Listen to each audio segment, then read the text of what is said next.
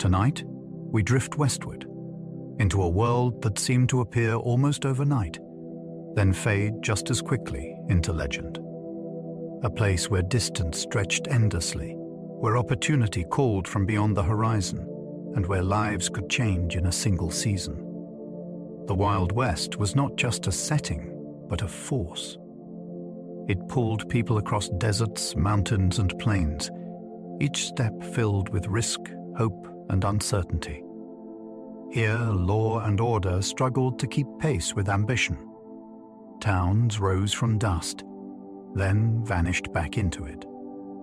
Fortunes were found, and just as often lost. Cultures met, clashed, and reshaped one another in ways that still echo now. There is nothing you need to do. Let your body soften and your breathing slow. Allow your eyes to grow heavy as your thoughts begin to drift. And as the world grows quieter around you, we will wander together through this remarkable chapter of history. Let's begin.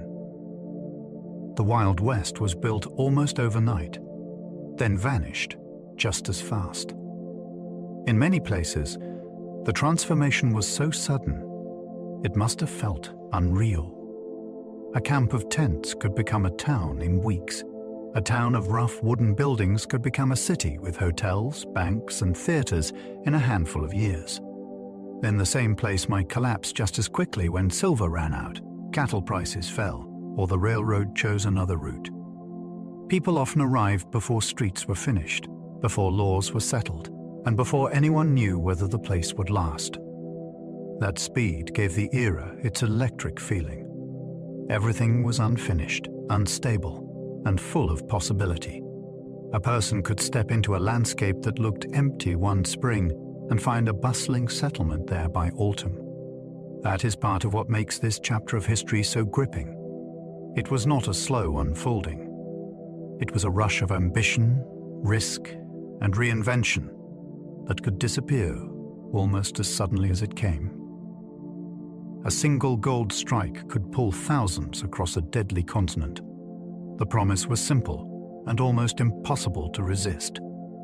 Somewhere beyond the horizon, ordinary Earth might contain enough wealth to change a life forever. That rumor alone was powerful enough to uproot farmers, clerks, sailors, craftsmen, and dreamers by the thousands. They crossed plains, mountains, and deserts with limited maps, uncertain supplies, and very little mercy from the land. Some traveled by wagon. Some sailed around Cape Horn. Some crossed fever-ridden jungles in Panama and continued north by ship. Many never found riches. Some never arrived at all. Yet the possibility itself had a strange force. Gold made distance feel smaller and danger feel negotiable. It also remade entire regions at astonishing speed. California is the clearest example. Once news spread in the late 1840s, the world seemed to rush there at once. Few events reveal human hope so vividly. People were willing to gamble everything for a chance glittering in river gravel. One railroad could turn empty prairie into a roaring boomtown. A line of steel could decide the fate of hundreds of miles. Before the tracks arrived, a settlement might be nothing more than grassland, wind, and a few scattered cabins. Once a railroad company chose a stop, everything changed. Laborers came first, then merchants, surveyors, saloon keepers, speculators, and families followed close behind. Grain could be shipped out. Lumber and machinery could be brought in. News, money, mail, and strangers began moving at a speed older frontier life had never known. Businesses appeared because trains created customers. Hotels filled because travelers now had somewhere to stop. Land prices leapt because access meant profit. Rival towns sometimes fought desperately to win a depot because missing the line could mean slow death. In the West, geography still mattered, but railroads suddenly mattered more. One decision in a company office far away could create a thriving place almost from nothing and leave another settlement to wither in the dust. The West was never empty. It was already home to millions. That is one of the most important truths beneath the legend. Long before wagon trains and rail lines pushed westward, the land held nations, trade routes, sacred places, political alliances, hunting grounds, farms, and cities of memory. The continent was not waiting to be discovered by newcomers. It was already inhabited, understood, and lived in. The Lakota, Comanche, Apache, Cheyenne, Nez Perce, Navajo, and countless others knew these landscapes with a depth settlers could barely imagine. They knew where water lay hidden when the herds moved, how weather shifted across the plains, and which routes could mean survival or disaster. Expansion did not enter a blank space. It entered occupied worlds. That changes the emotional center of the story entirely. It turns westward movement from a tale of simple adventure into one of collision, pressure, resistance, and loss.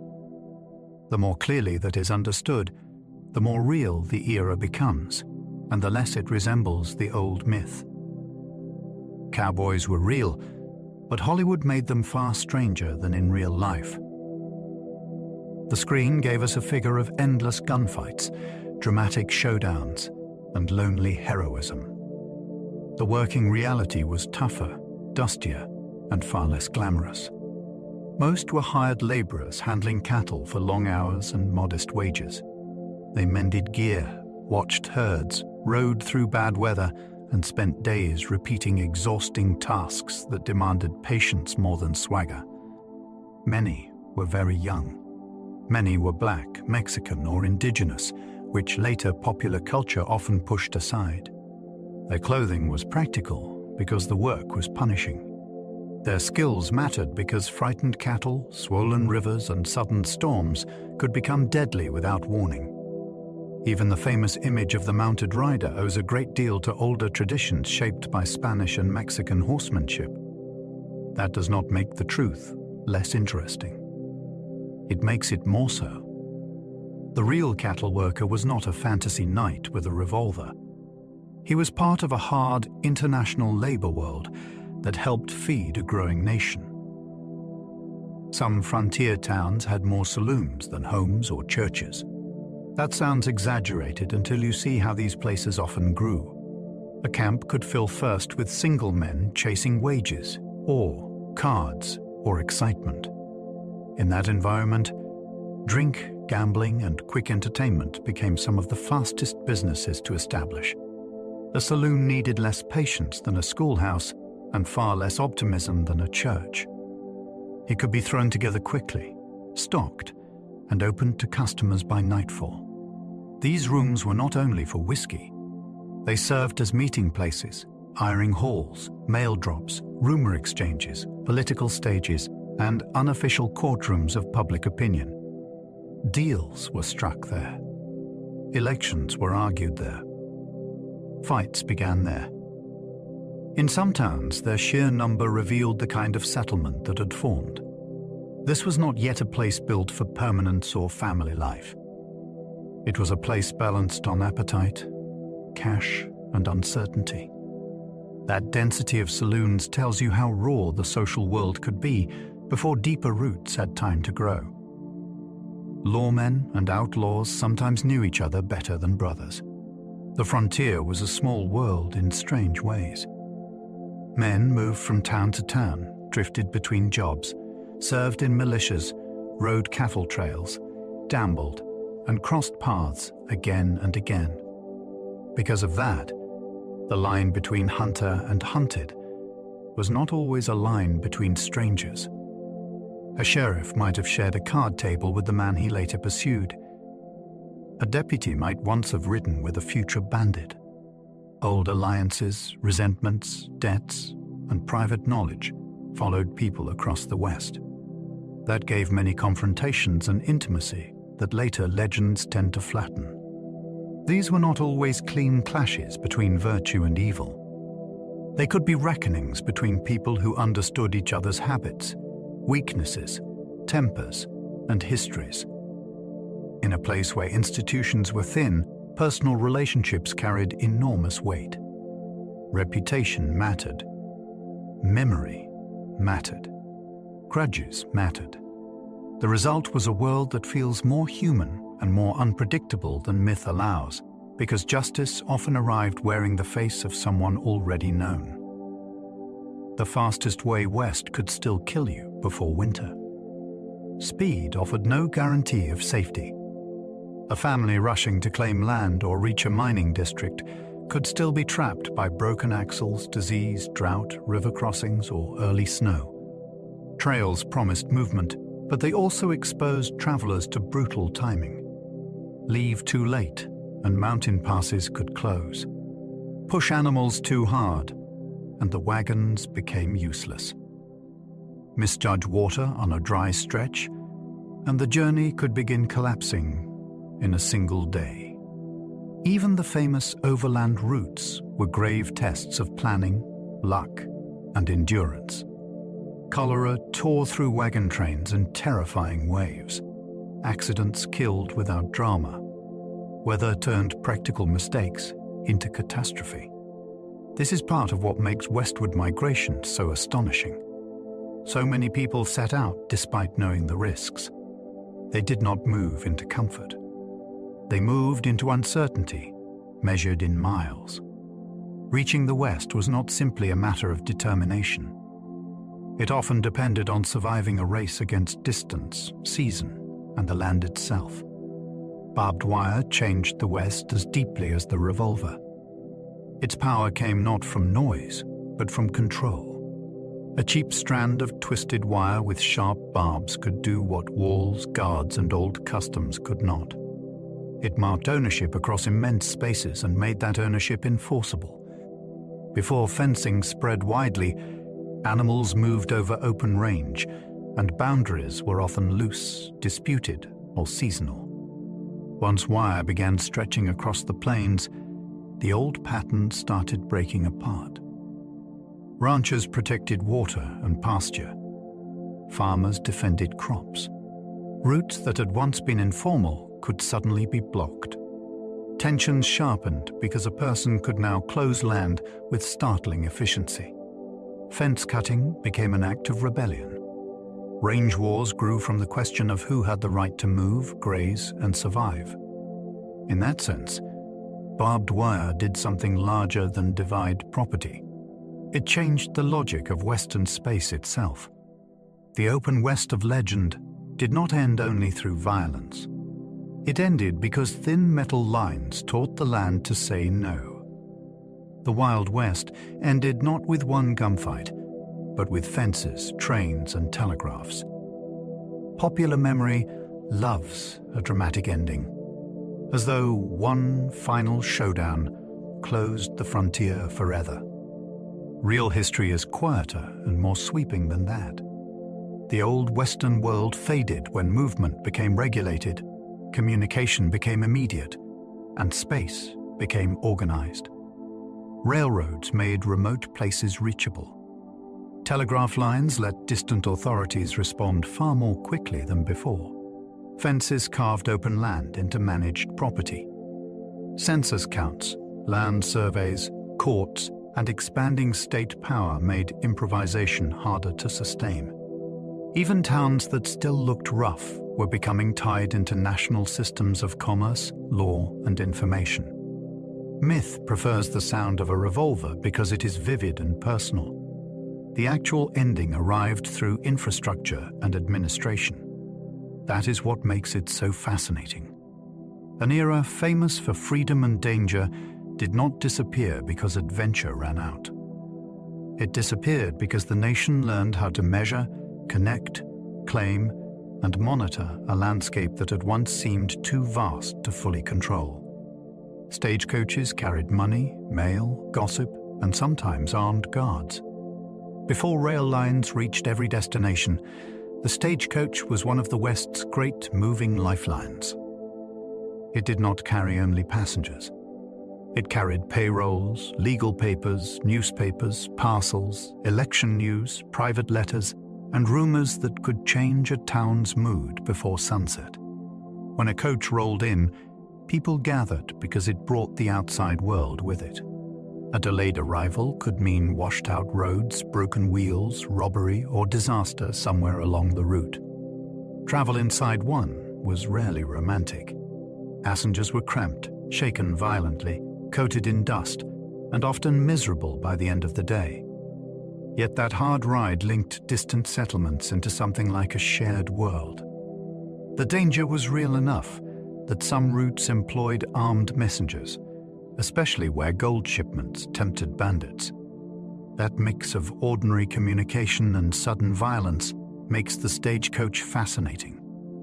It was part bus, part bank vault, part post office, and part moving target. A sheriff could be feared, admired, corrupt, or all three. On the frontier, a badge did not create a fixed kind of man. It revealed what sort of man already stood beneath it. Some sheriffs were steady figures who kept order in places that badly needed it. Others drank too much, played favorites, collected fees aggressively, or used the office as a tool for personal power. In many counties, the position was elected, which meant popularity could matter as much as principle. A sheriff might be respected by merchants and hated by ranch hands. He might pursue thieves one month and look the other way the next, depending on money, family ties, or politics.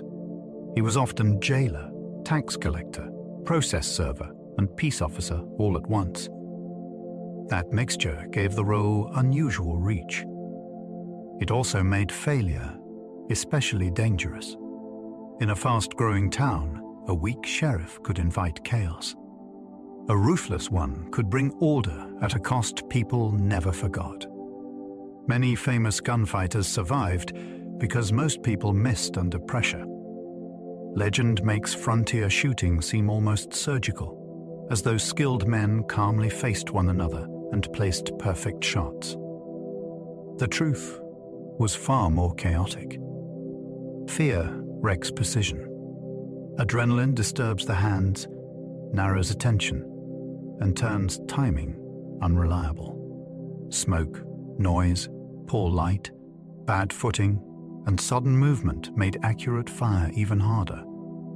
Many armed confrontations ended with wild misses, minor wounds, or confused retreat rather than dramatic death. That helps explain why certain survivors gained such powerful reputations. Staying alive in repeated encounters did suggest nerve and experience, but it also reflected how inaccurate real violence could be. A man who kept his composure while others panicked had a serious advantage. Some gunfighters understood that deeply. They practiced. They avoided wasteful motion. They read rooms well. Most of all, they kept functioning when other people lost control of themselves. That is a more revealing story than myth. Survival often belonged not to the fastest hand, but to the steadiest mind. Dodge City became legendary long before most Americans ever saw it. Its fame traveled farther than its streets. Newspapers, railroad talk, traveling performers, and popular fiction turned Dodge City into a symbol before countless people had any real sense of the place itself. It sat at a crucial meeting point in the cattle trade, where herds coming north from Texas met the machinery of shipment and sale. That alone brought money, noise, transience, and conflict. Young drovers arrived after brutal months on the trail with wages to spend and restraint in short supply. Merchants saw opportunity. So did gamblers, dance hall operators, and law officers trying to contain the consequences. Over time, the city became larger in the American imagination than in geography. It stood for vice, speed, danger, and Western energy all at once. That symbolic role matters. It shows how the West was becoming a national performance while it was still unfolding. People were already consuming the frontier as a story even as cattle still crowded its streets. Tombstone exploded because silver was found in unforgiving desert country. Its rise makes more sense when you picture the setting. This was not a lush valley waiting to be occupied. It was harsh country where water was scarce, heat could be punishing, and survival itself required planning. Then silver was discovered, and wealth changed what people were willing to endure. Investors poured in. Miners arrived. Businesses followed. Buildings climbed out of the dust because underground riches made the discomfort seem worthwhile. The result was one of the most famous boomtowns in the West, not because the location was welcoming, but because the awe was irresistible. That tension gave the place its edge. Everyday life was shaped by scarcity above ground and expectation below it. Fortunes depended on what could be hauled from deep shafts in a landscape that offered little comfort. Tombstone fascinates because it reveals how powerful mineral wealth could be. It persuaded people to build an ambitious town in a place that nature never intended to make easy. Deadwood grew wild so quickly that rules barely kept pace. Its story begins with a rush and a contradiction. People flooded into the Black Hills chasing gold, even though the area lay within land that treaty agreements had recognized as belonging to the Lakota. That alone gave the settlement a charged beginning. Then growth came so fast that institutions lagged behind almost everything. Claims were staked, disputes erupted, businesses opened, and crowds thickened before stable systems of authority could fully take hold. In that atmosphere, reputations formed quickly, and danger could become entertainment. Gamblers, merchants, laborers, prostitutes, and drifters all tried to carve out a place in a town that felt improvised from one week to the next. Deadwood became famous partly because it seemed to embody raw frontier acceleration. It was not merely rough. It was unfinished in a deeper sense. Rules existed, but often after the fact. That gave the town its volatile energy and helped turn it into one of the West's most enduring names. San Francisco rose from a port into a global city. Before the gold rush, it was a modest settlement with a useful harbor. After gold was discovered, it became one of the great gateways of the Pacific world. Ships arrived carrying fortune seekers, merchants, food, tools, clothing, and ideas from astonishing distances. Some crews deserted as soon as they landed because sailors also wanted their chance inland.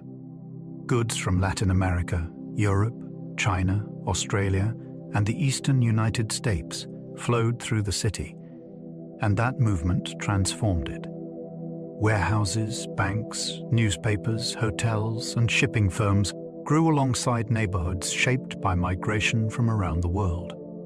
The city's importance was not only regional. It became a hinge between Western mining country and global trade networks. That is what makes its rise so compelling. The Wild West did not develop in isolation. It was plugged into oceans, markets, and migrations far beyond the frontier. San Francisco proves that Western expansion was also an international story unfolding at great speed. Some mining towns vanished so completely they left only bottles and bones. That eerie disappearance is part of the West's strange power. A mining settlement could be loud with hammers, arguments, music, and ambition for a few intense years. Then the ore thinned, prices dropped, or investors moved on, and the place began to empty. Buildings sagged. Roofs failed. Glass shattered. Graves remained.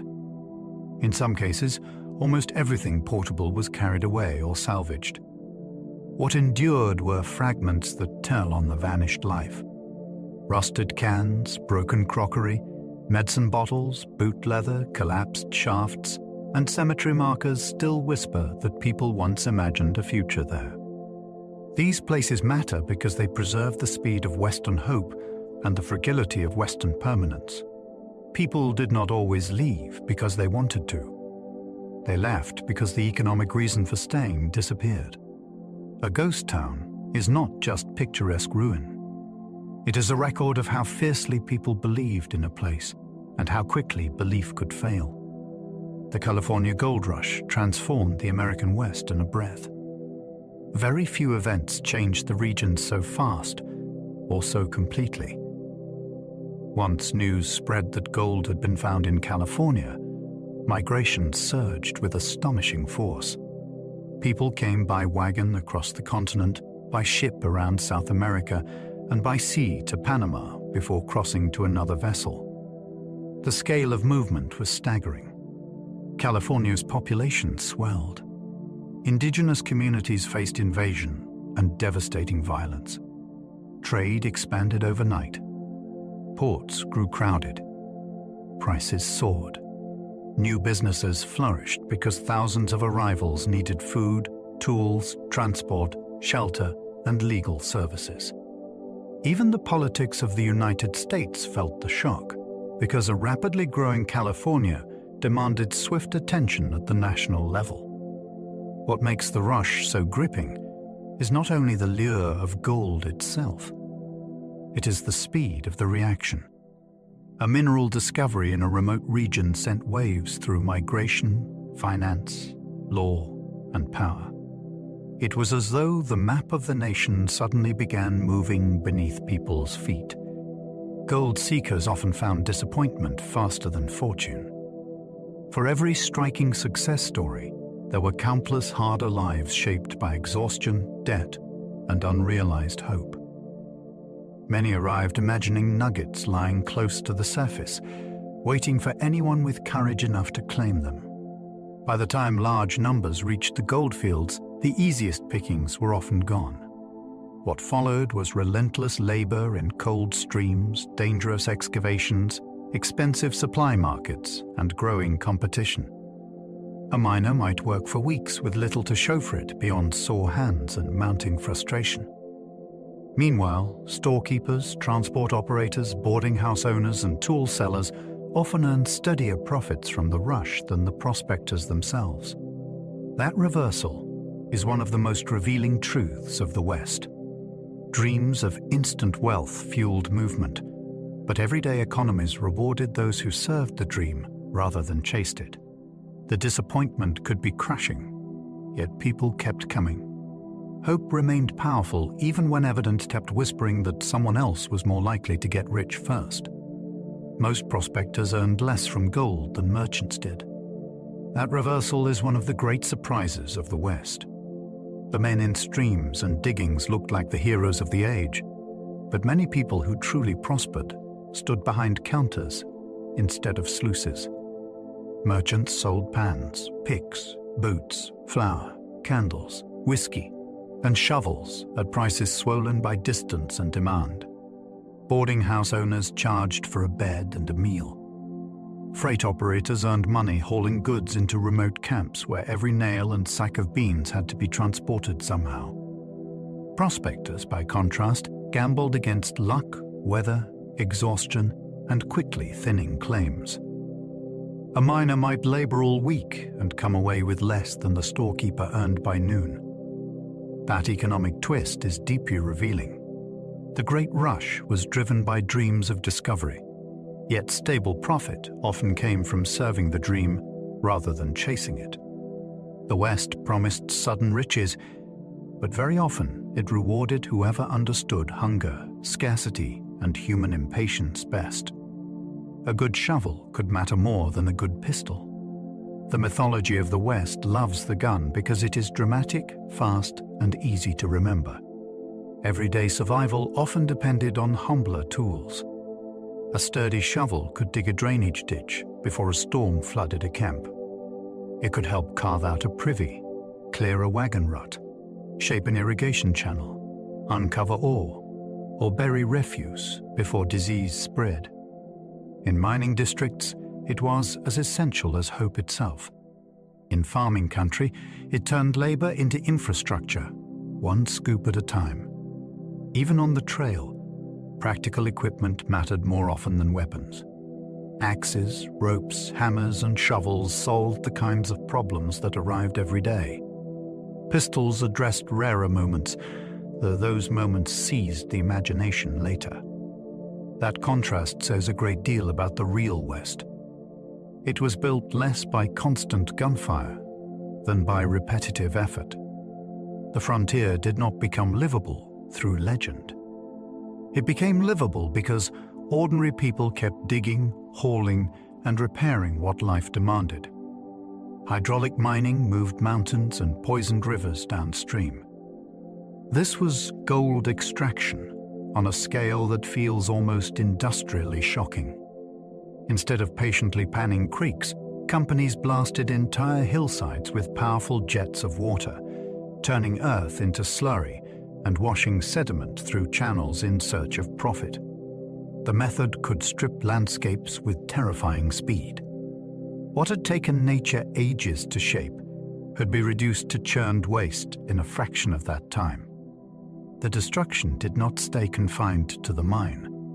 Mud, rock, and toxic debris surged into rivers, clogged waterways, buried farmland, and damaged communities far away from the source. Downstream farmers watched fertile land smothered under mining waste from people they might never meet. That conflict matters because it shows the West not just as a place of rugged individuals, but as a battleground over who had the right to damage a landscape for wealth.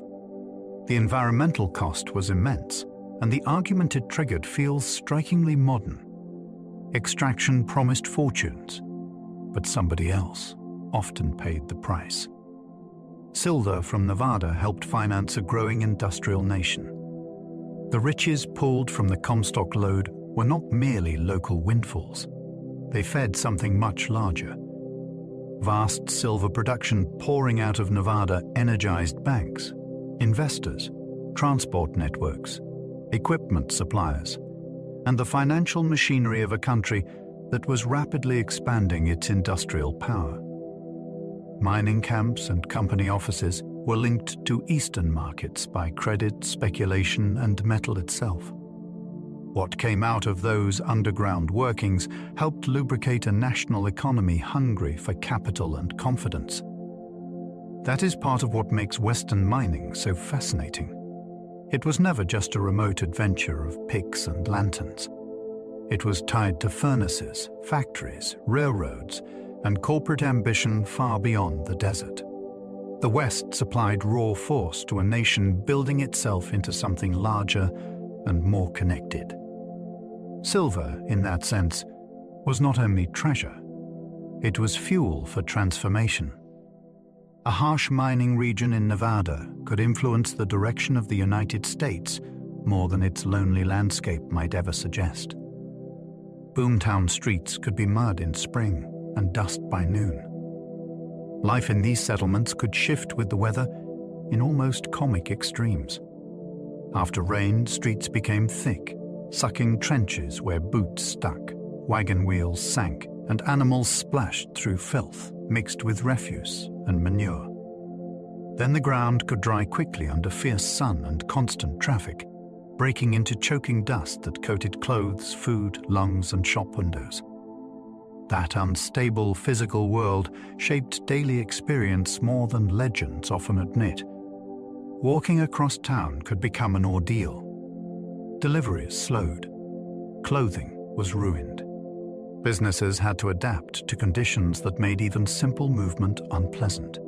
Yet people still dressed well when they could, opened stores, held dances, argued cases, and tried to build civic life amid the mess. That contrast is part of the fascination. Boomtowns aimed for respectability while the streets themselves resisted it. The environment kept reminding everyone how provisional the place remained. Civilization in the West was often being declared one muddy, dusty step ahead of reality. Fire destroyed frontier towns so often that rebuilding became routine. Many Western settlements were frighteningly combustible. Buildings went up fast, often with dry timber, thin walls, wood stoves, oil lamps, and little planning for safety. Wind could turn a small blaze into a racing disaster. One overturned lamp, one chimney problem, or one spark in the wrong place might erase a business district in hours. Water supplies were often limited, and organized fire services were weak or non-existent in younger towns. That made rebuilding a strange frontier skill in its own right. People salvaged what they could, cleared ash, raised new walls, and resumed trade with remarkable speed because they had little choice.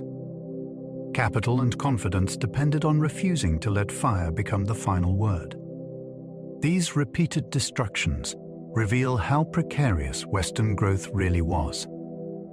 Prosperity did not rest on sturdy foundations at first. It rested on determination, urgency, and luck. A town could look solid from a distance while one bad night still threatened to reduce it to charred emptiness. Wooden sidewalks were common because streets could become impassable swamps. They may sound quaint now, but they were practical responses to a stubborn problem. In many towns, the street below was not a pleasant surface at all. It could be deep mud, standing water, animal waste, wagon ruts, and churned filth, all mixed together. Wooden sidewalks lifted pedestrians above that chaos and gave at least some structure to public movement. They also created a particular soundscape. Boots thudded, heels clicked, and loose boards rattled as people moved from shop to shop. That rhythm became part of Western town life. These raised walks were not perfect. They splintered, shifted, and sometimes hid danger beneath them. Still, they made commerce possible in places where the ground itself refused cooperation. What fascinates me is how clearly they reveal the improvising spirit of the West. Settlements did not wait for ideal conditions before pretending to be proper towns. They built a narrow platform of order above the muck and carried on with business anyway. Hotels, banks, and opera houses followed wealth into unlikely places. That trio tells you a great deal about how Western communities imagined themselves. Once money began flowing from mines, cattle, railroads, or land speculation, people wanted more than rough shelter and supply stores. They wanted signals of permanence, status, and civilization. Hotels welcomed investors, officials, travelers, and the kinds of guests whose presence suggested importance. Banks promised stability, credit, and the possibility that local fortune could be organized rather than merely spent. Opera houses may sound especially surprising, yet they were powerful declarations that a place expected refinement along with profit. In a settlement surrounded by desert, mountains, or prairie, such buildings could feel almost improbable. That is exactly why they mattered. They announced ambition in brick, stone, and velvet. The West was not only a story of rough edges.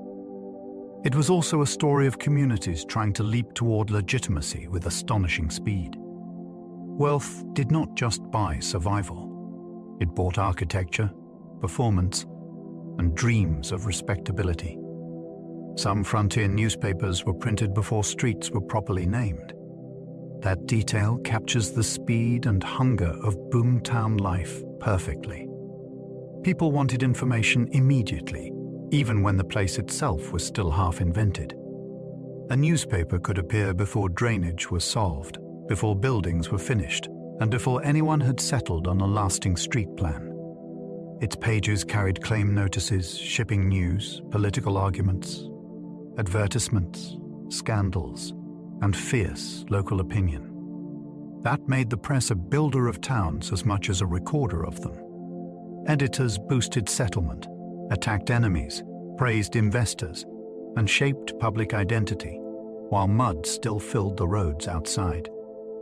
Some papers were reckless, partisan, funny, or vicious, but they were rarely dull. They helped tell residents what kind of place they believed they were living in. That is the wonderful strangeness of it.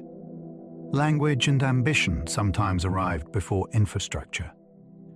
A frontier town might first become real not through careful planning, but through bold headlines insisting that significance had already begun. Telegraph wires shrank the West faster than wagons ever could. For centuries, distance meant delay. A message could move only as fast as a rider, ship, or stagecoach. Then the telegraph changed the meaning of far away. News that once took weeks or months could arrive in minutes. A remote town was still physically distant, but it was no longer informationally isolated in the same way. Prices, election results, military developments, business orders, and personal messages began jumping across immense spaces with startling speed. That altered power itself. Officials could coordinate more quickly. Markets reacted faster. Newspapers became timelier. Decisions made in one city could affect another almost at once. The West did not physically shrink, of course, but human experience of it did. Vast landscapes remained vast, yet they felt less separate once wires stitched them into the same nervous system. That is why the telegraph deserves a place beside railroads in the story of transformation. It changed not where the West was, but how quickly the rest of the world could reach into it. The Pony Express became famous, even though it lasted briefly. Its legend feels far larger than its actual lifespan.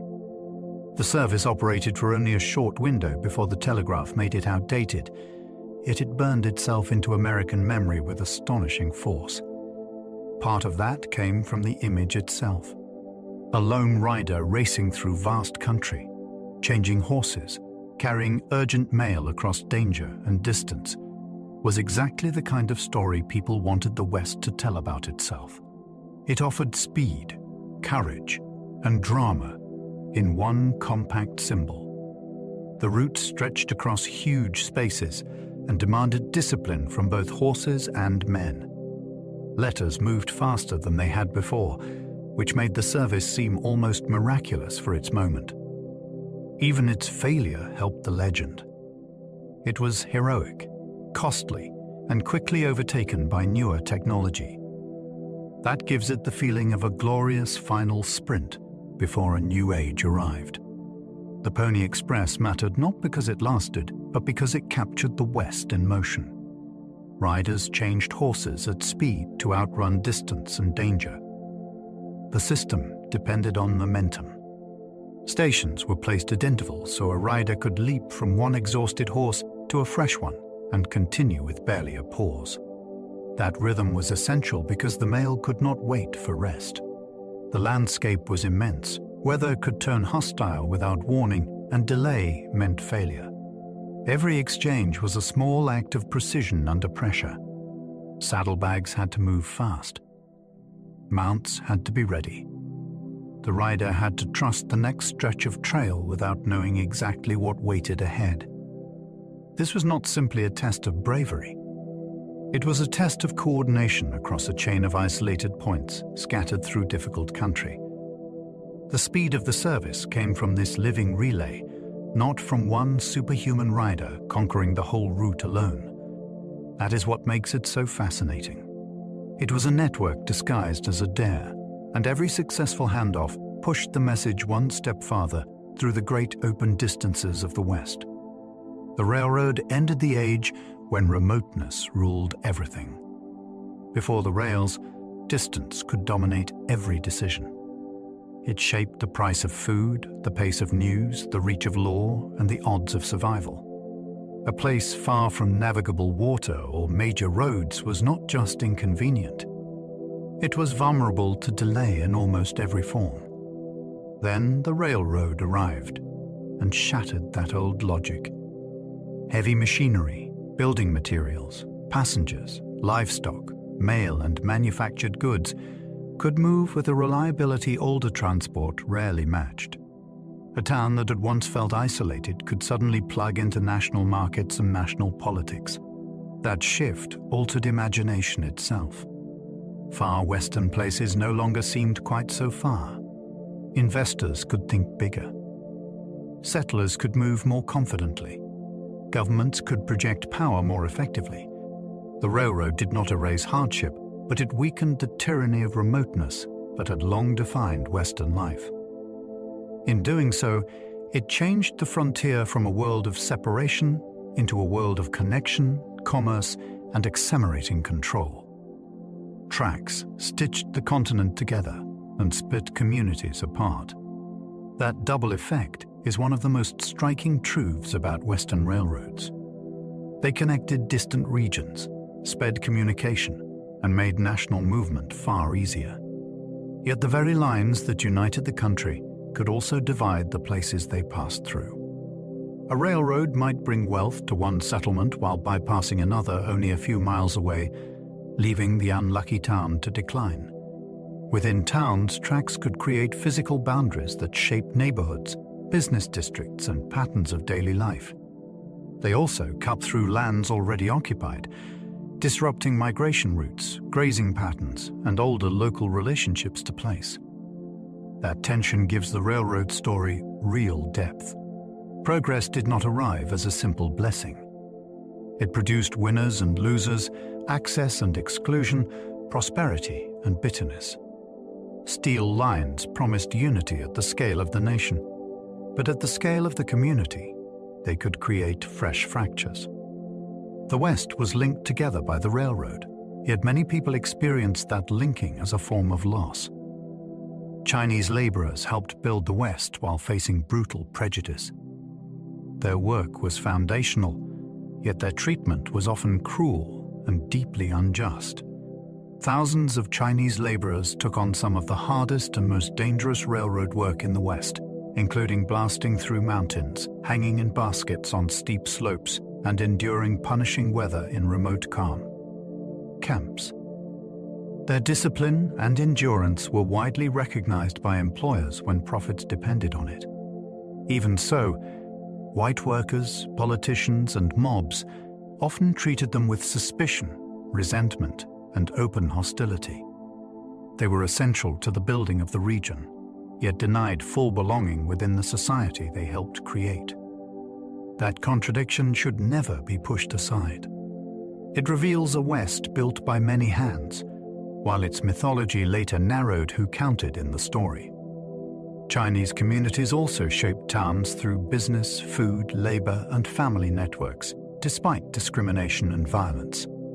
Their presence makes the history truer and more human. The West was not built by one people. It was built in struggle by many. Rail towns could rise around depots like sparks from steel. A depot was more than a stop. It was a promise. Once trains began halting at a given point, people saw opportunity gather almost immediately. Grain buyers, hotel owners, merchants, blacksmiths, and speculators all understood that movement meant customers, and customers meant money. Streets appeared. Warehouses followed. Houses, saloons, and storefronts took shape around the station because that was where traffic flowed. The depot became the heart from which the town pulsed outward. In some places, the pattern was so rapid it seemed almost unnatural, as though human settlement had learned to obey a timetable rather than geography. That is part of the wonder of rail towns. They show how infrastructure can summon community out of open ground. Yet there was fragility in that speed as well. A town born from the railroad depended on continued relevance to the line. Still, for a while, the arrival of tracks could feel like a spark landing on dry grass and becoming a settlement by sheer force of connection. Time zones were standardized because trains demanded synchronized clocks. Before rail travel became dominant, local time was often just that, local. Towns set clocks by the sun overhead, which meant noon in one place did not perfectly match noon in another. That worked well enough when movement was slow. Once trains began running on tight schedules across long distances, the old system became a serious problem. A network of rail lines needed consistency. Dispatching trains safely required shared time, not hundreds of slightly different local versions of it. Standardization was therefore not only a convenience, it was a matter of coordination and safety in an age of accelerating movement. That is a wonderfully surprising Western detail because it shows how deeply technology could reach into everyday life. The railroad did not just move people and goods. It changed how people understood the hour itself. Something as abstract as time became reorganized to suit steel, steam, and timetables. The West helped reveal that modernity was not only built in space, but also in minutes.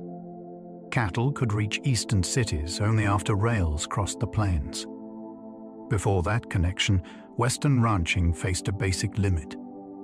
Herds could be raised across immense grasslands, but getting beef to distant urban markets was slow, difficult, and expensive. Railroads changed that equation dramatically. Once tracks linked the plains to eastern population centers, cattle became part of a massive commercial system rather than a regional possibility. Ranching expanded because transport finally matched production.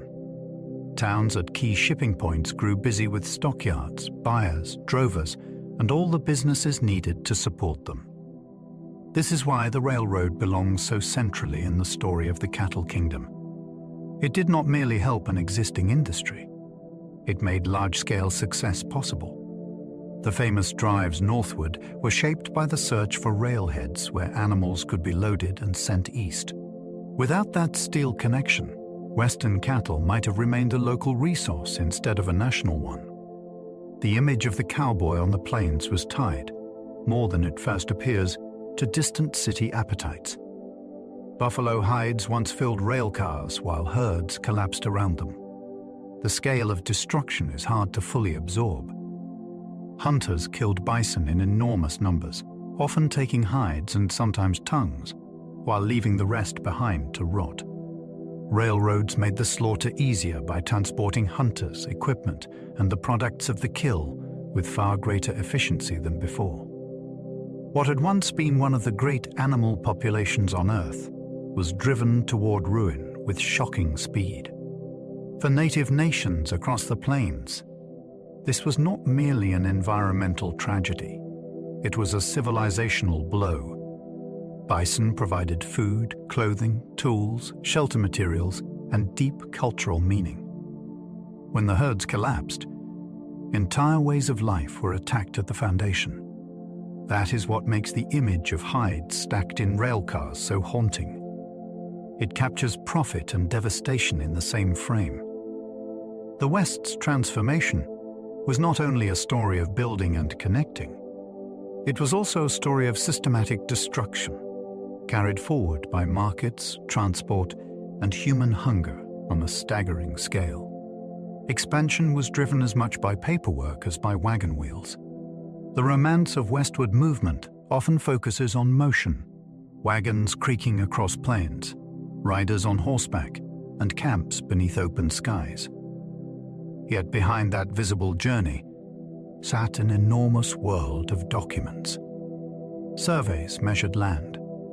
Deeds transferred it. Claims established rights to mines and water. Military orders moved troops. Railroad grants redistributed vast areas. Court records, treaties, patents, and territorial laws determined who could own, cross, sell, or seize what. That paper world may seem less exciting than the trail, but it shaped the West just as deeply.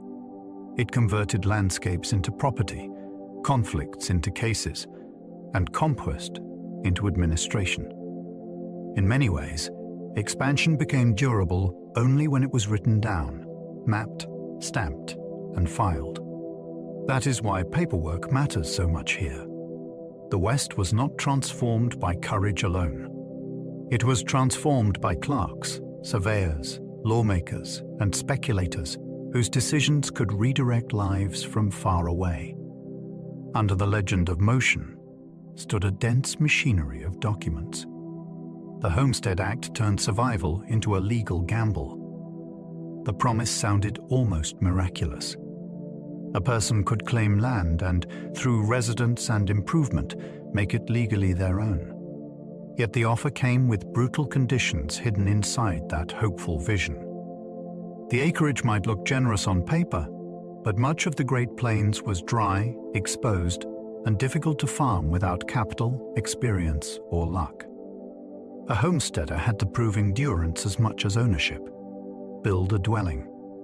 Work the land. Stay long enough. Hope the weather cooperated. Hope the soil yielded. Hope isolation did not break the family before the law rewarded persistence. The gamble was deeply American in spirit, but also deeply unforgiving in practice. Many succeeded only through extraordinary labor. Many others failed because the legal framework imagined a sturdier, wetter, more forgiving world than the one they actually entered. That is why this law feels so fascinating. It transformed the dream of property into a test of weather, will, paperwork, and survival. Some settlers claimed land they could never realistically farm. The map made it look possible. A parcel appeared as a neat shape on paper, something measurable, ownable, and full of promise. The land itself often told a harsher story. In many western regions, soil, rainfall, temperature, distance from markets, and lack of timber made successful farming far more difficult than Eastern assumptions allowed. Families sometimes arrived with courage and tools, only to discover that optimism did not create water or shorten winters. Some claims were made speculatively. Others were born from genuine hope, but rested on a misunderstanding of what the environment would permit. Crops failed. Debt rose. Houses decayed. Livestock suffered. A title deed could not guarantee a harvest. That gap between law and landscape is one of the great Western dramas. People believed possession meant possibility, yet the ground often refused the bargain. The tragedy was not a lack of effort. It was that effort alone could not always persuade the plains to become something they were not. Sod houses were built from earth when timber was scarce. On the treeless plains, necessity created one of the most distinctive homes in Western history. Settlers cut thick strips of tough prairie sod and stacked them into walls because there was often little wood available to build with. What sounds primitive was actually an ingenious response to environment. The dense earth provided insulation against heat and cold, and in a land of relentless wind, that mattered enormously. Yet life inside such homes could be difficult in ways modern ears may barely imagine. Dirt sifted down. Insects found their way through cracks. Rain could weaken the structure. The roof demanded constant attention. Still, families cooked, slept, argued, read, prayed, and raised children inside these earthen shelters. That is part of what makes them so memorable. They show how Western settlement depended on adaptation rather than ideal conditions. People did not wait for proper materials to appear. They built with the land beneath their feet and tried to make endurance feel like home. Prairie winds could strip roofs, crops, and hope in one season. Wind on the plains was not just weather. It was a force that entered daily life with exhausting persistence. It dried soil, bent young crops, rattled walls, slammed doors, drove dust into food, and worked constantly against comfort. In stronger bursts, it could peel roofing loose, scatter tools, damage fences, and leave a homestead looking as though it had been attacked by something alive. For newcomers from more sheltered regions, the psychological effect could be as severe as the physical one. The landscape already felt vast and exposed. When the wind took command of it day after day, that exposure became deeply personal. A person could feel worn down by invisible pressure. The prairie tested not only farming skill, but emotional resilience. That is why this detail matters so much. The West was shaped by famous events and famous figures, but also by the slow, grinding power of climate. Sometimes the enemy was not violence or distance. Sometimes it was the air itself. Water determined which dreams survived and which settlements died. More than almost anything else, water decided the fate of Western ambition. A town could have energy, investment, and eager newcomers, but without a dependable supply, it stood on a weak foundation. Ranches needed it. Farms depended on it. Railroads required it for steam locomotives.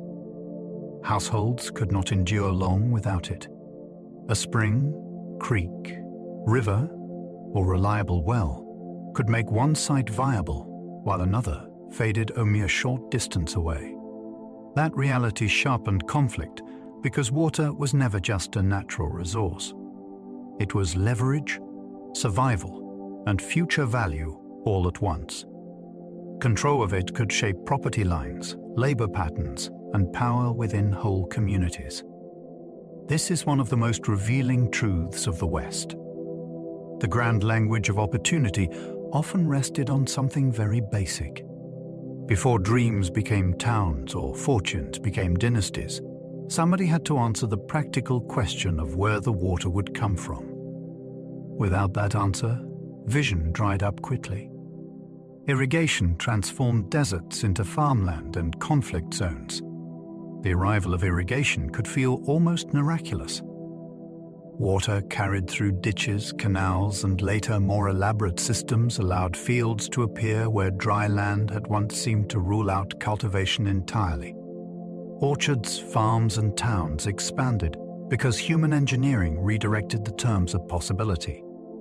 Yet every channel of water also carried an argument. Who received how much? Who got priority in drought? Who had the right to divert a stream? Who bore the loss when upstream users claimed more than their share? That is why irrigation belongs in the story as both triumph and tension. It turned scarcity into productivity, but it also made conflict more precise and sometimes more bitter. When water was moved by design, justice became harder to separate from power. The desert could bloom, but not without decisions that favored some people over others. In that sense, irrigation was never only a technical achievement. It was a political one, and the lines it drew could be as consequential as any border. Barbed wire ended the open range with ruthless efficiency. Its genius was its simplicity. Cheap, light, and easy to stretch over long distances, it made control practical on a scale that older fencing methods could not match. Once it spread widely, the open range stopped being truly open. Ranchers enclosed pasture. Farmers protected crops. Water access could be restricted. Routes once taken for granted by drovers or neighbors could suddenly be blocked by a thin line of metal that cut skin and challenged custom. What makes this transformation so striking is how quiet it was compared with the stories that usually dominate Western memory. No dramatic battle was needed. No grand speech. A few strands fixed to posts could change an entire social landscape. The old world of shared movement across broad spaces began tightening into ownership and excursion. That is why barbed wire feels so important. It did not merely mark boundaries. It enforced a new philosophy of land, one in which access belonged less to habit and more to whoever could fence first. Fence cutting became a frontier crime when ranch wars erupted. Once wire spread across the plains, cutting it became more than vandalism. It became a direct challenge to a new order. To some people, a fence protected hard-won property and investment. To others, it represented enclosure, greed, and the theft of roots or resources that had once been used more freely. When tensions sharpened between large ranchers, small farmers, and competing interests, the wire itself became a target. A cut fence could release livestock, reopen blocked ground, or send a message of defiance sharper than words. That gave the act a symbolic charge far beyond the metal strands involved. It was about who had the right to define Western space.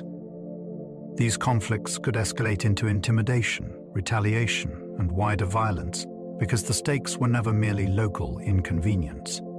Property, movement, and survival were tangled together. Fence cutting fascinates because it reveals how a seemingly simple object could ignite fury. On the frontier, a broken line of wire might signal a much larger war. Cattle drives moved living wealth across hundreds of dangerous miles. These journeys were astonishing logistical feats, but they were also fragile moving gambles. The herd itself was the fortune. It had to be kept alive, directed, protected, and delivered across plains, rivers, storms, and unfamiliar ground. Unlike cargo in crates, cattle could panic, scatter, sicken, or die. They needed grass, water, and steady handling. Every mile carried risk because the wealth on the hoof could turn chaotic in an instant. That is part of what makes the drives so gripping. They were not simply long rides. They were sustained acts of management over restless, vulnerable, high-value animals, moving through a landscape full of hazards. The men on the trail were not transporting objects. They were escorting a breathing investment that could collapse under heat, injury, weather, or fear. When a herd reached its destination in saleable condition, the achievement was immense. A successful drive meant that order had been imposed on distance, danger, and animal instinct for week after grinding week. Trail bosses managed storms, stampedes, rustlers, and exhausted men.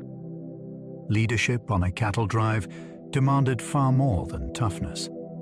A trail boss had to read weather, judge routes, negotiate crossings, manage supplies, and make decisions quickly when trouble broke loose. He was responsible not only for the herd, but for the crew holding it together. That meant dealing with fear, fatigue, boredom, injury, and the fraying tempers that long, hard travel could produce. A storm might force sudden changes. A rumor of rustlers could require vigilance through the night. A frightened herd might need calm handling at exactly the moment the men themselves felt least calm.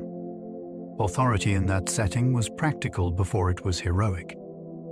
A boss who misjudged the land or mishandled the crew could destroy the venture. That makes the role deeply fascinating. On the trail, command was tested every day against nature, uncertainty, and human weakness. The cattle drive may look romantic from a distance, but up close it depended on relentless decision-making under pressure. Longhorn cattle survived the trail because they were astonishingly tough.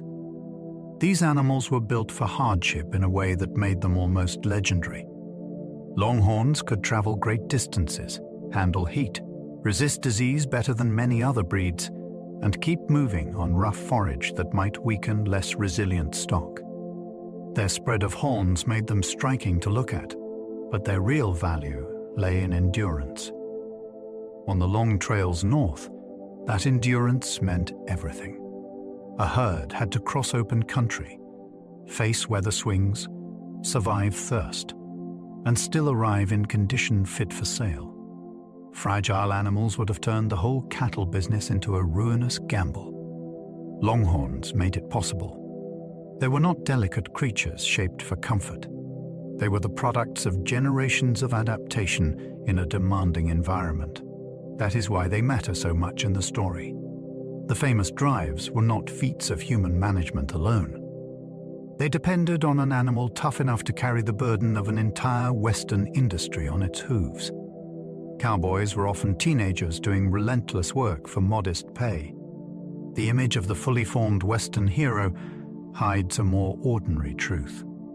Many hands on the trail were very young men, and sometimes little more than boys, learning quickly in a world that demanded usefulness from the start. The labor was repetitive, dirty, and exhausting. They rode long hours, slept lightly, worked in heat and storms, and accepted discomfort as part of the job. Pay was not usually grand. For many, The work offered experience, movement, and a place in the cattle economy more than it offered wealth. That gap between legend and reality is one of the most fascinating things about cowboy life. Popular culture later gave these workers a kind of epic nobility, but the real story includes youth, low wages, rough conditions, and constant responsibility. A teenager on the trail might be expected to help control a herd worth a fortune, while still earning far less glamour than the later myth would suggest. That makes the reality more human, not less remarkable. Many cowboys were black, Mexican, or indigenous, not just white. This is one of the clearest examples of how mythology narrowed the real West. The cattle world drew on many peoples, and the men who worked horseback across ranches and trails reflected that diversity. Black cowboys found employment and skill in ranch labor after emancipation, even within a society still deeply marked by racism. Mexican riders brought knowledge, vocabulary, and working traditions rooted in generations of horsemanship. Indigenous men also worked in ranching, drawing on their own experience with animals, land, and mobility. Yet later, images of the cowboy often whitened this world until whole groups nearly disappeared from the popular picture. Recovering the truth changes the emotional texture of the story. It reminds us that the West was not built by a single face or voice. It was built by people meeting in labor, hierarchy, and exchange across cultures that did not stand apart from one another. The cattle frontier was mixed from the beginning, even when memory later pretended otherwise. Vaqueros shaped cowboy culture before the United States pushed west. Long before the classic American cowboy entered legend, the vaquero tradition had already developed across Spanish and Mexican lands. These skilled horsemen refined methods of herding, roping, riding, and cattle handling that would later become central to Western ranch work north of the border. That inheritance is everywhere once you begin listening for it. It lives in techniques, in equipment, and in the working language of the range. More importantly, it lives in the idea of the mounted cattle worker itself. The American West did not invent this figure from nothing. It adopted, adapted, and often under-acknowledged a much older tradition already thriving in the borderlands. That makes the history richer and more honest. Cowboy culture was not a purely national creation born from empty space. It emerged through contact, borrowing, and continuity across shifting political lines. The story begins earlier than many people imagine, and its roots run deep into Spanish and Mexican experience on horseback in lands later claimed by the United States.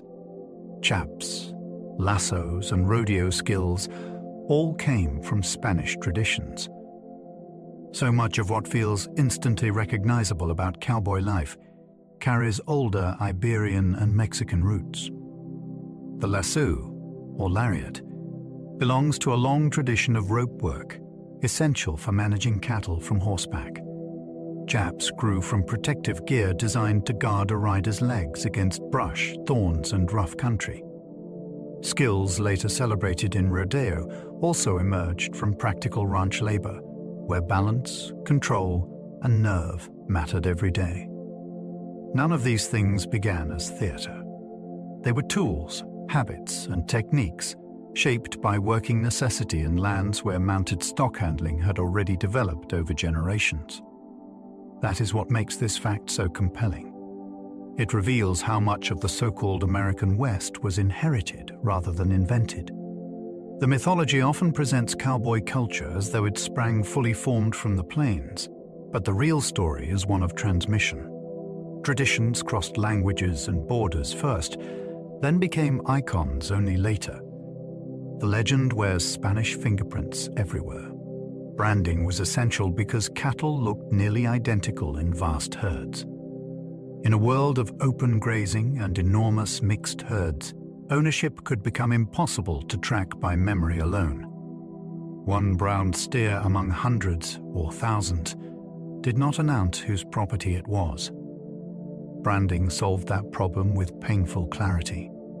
A heated iron left a distinctive mark that could be recognized at a glance, even after long movement across wide country. It turned an animal into legally legible property. That mattered because cattle represented serious value, and confusion over ownership could quickly become dispute, accusation, or theft. Roundups depended on those marks. Sales depended on them.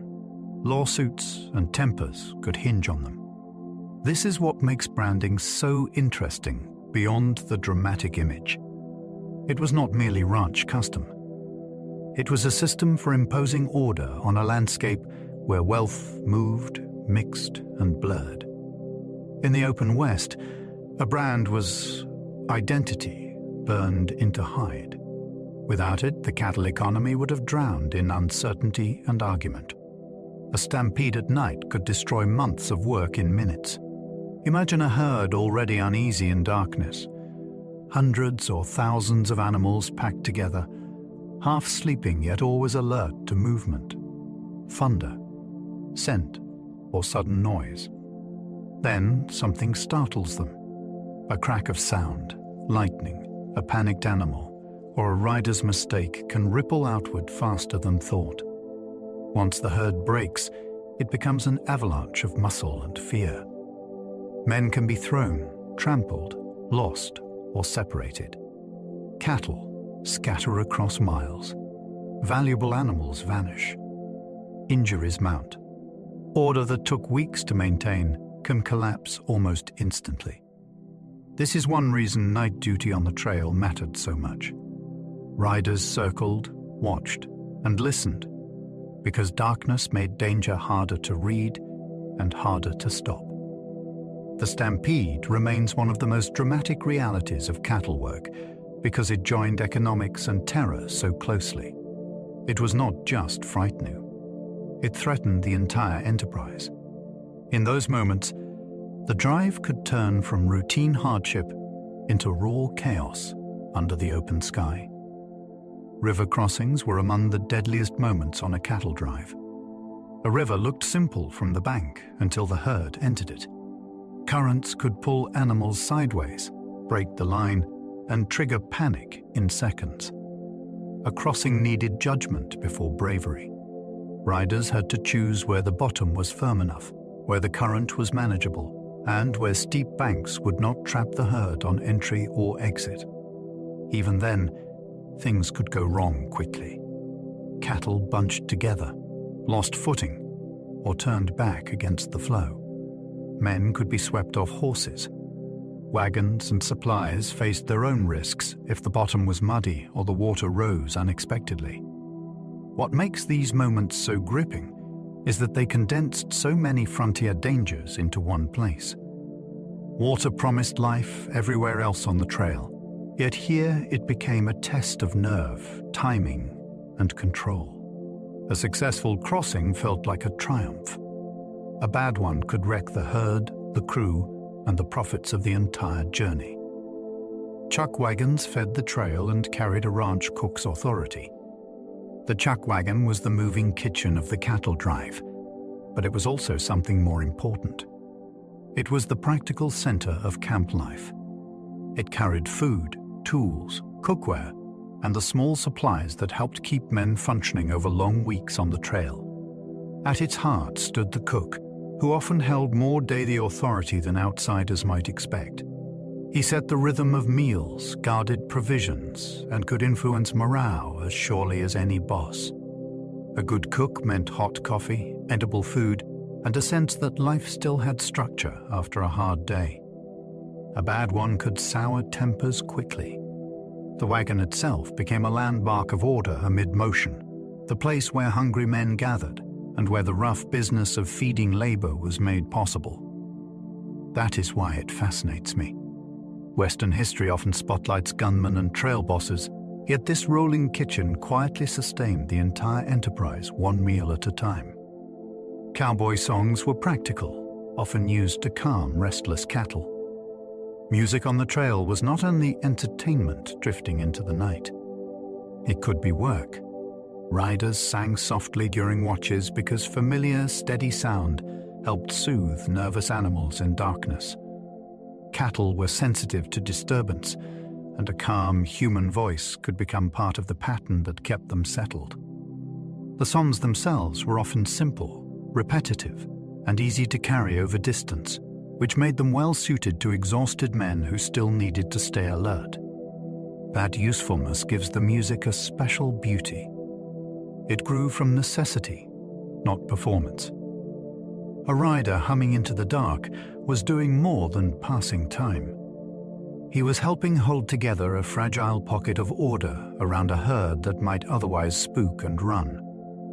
These songs also preserved feeling, memory, and humor in a hard life, but their practical role is what makes them so memorable. The West could be noisy with danger, and sometimes the answer was a human voice choosing rhythm over silence. Guns were common, but many frontier towns restricted carrying them. That surprises people because the Wild West is so often imagined as a place where everyone wore a weapon everywhere, and nobody objected. In reality, a number of frontier towns tried to control public gun carrying, especially in busy districts where drinking, gambling, and crowding could turn ordinary tension into bloodshed. Visitors entering town were sometimes expected to surrender their weapons or keep them secured. The goal was not to erase violence entirely. It was to reduce the odds of drunken arguments becoming funerals. This matters because it reveals something important about Western communities. Even in places famous for danger, many residents did not celebrate chaos. They wanted trade, stability, and streets where business could continue without constant fear. The image of universal armed freedom is powerful, but the historical picture is more interesting. Town leaders often understood that a settlement could not become prosperous or respectable if every quarrel had a loaded pistol sitting one heartbeat away. The revolver became iconic because it made repeat fire portable. Its importance lies in what it changed about a single person's power. Earlier handguns could be slow and awkward to reload, which limited how much force someone could carry and use quickly. The revolver altered that balance by allowing several shots before reloading became necessary. That may sound straightforward now, but at the time, it felt transformative. A traveler, lawman, soldier, or outlaw could carry repeated fire in one hand, on horseback, on foot, or in the middle of confusion. That portability mattered in a world where danger could appear suddenly and at close range. The revolver also suited the pace of frontier movement. It was easier to wear than a long gun and easier to bring into immediate use. That practical advantage helped turn it into a symbol. The legend later exaggerated its role, of course, but the underlying fascination remains real.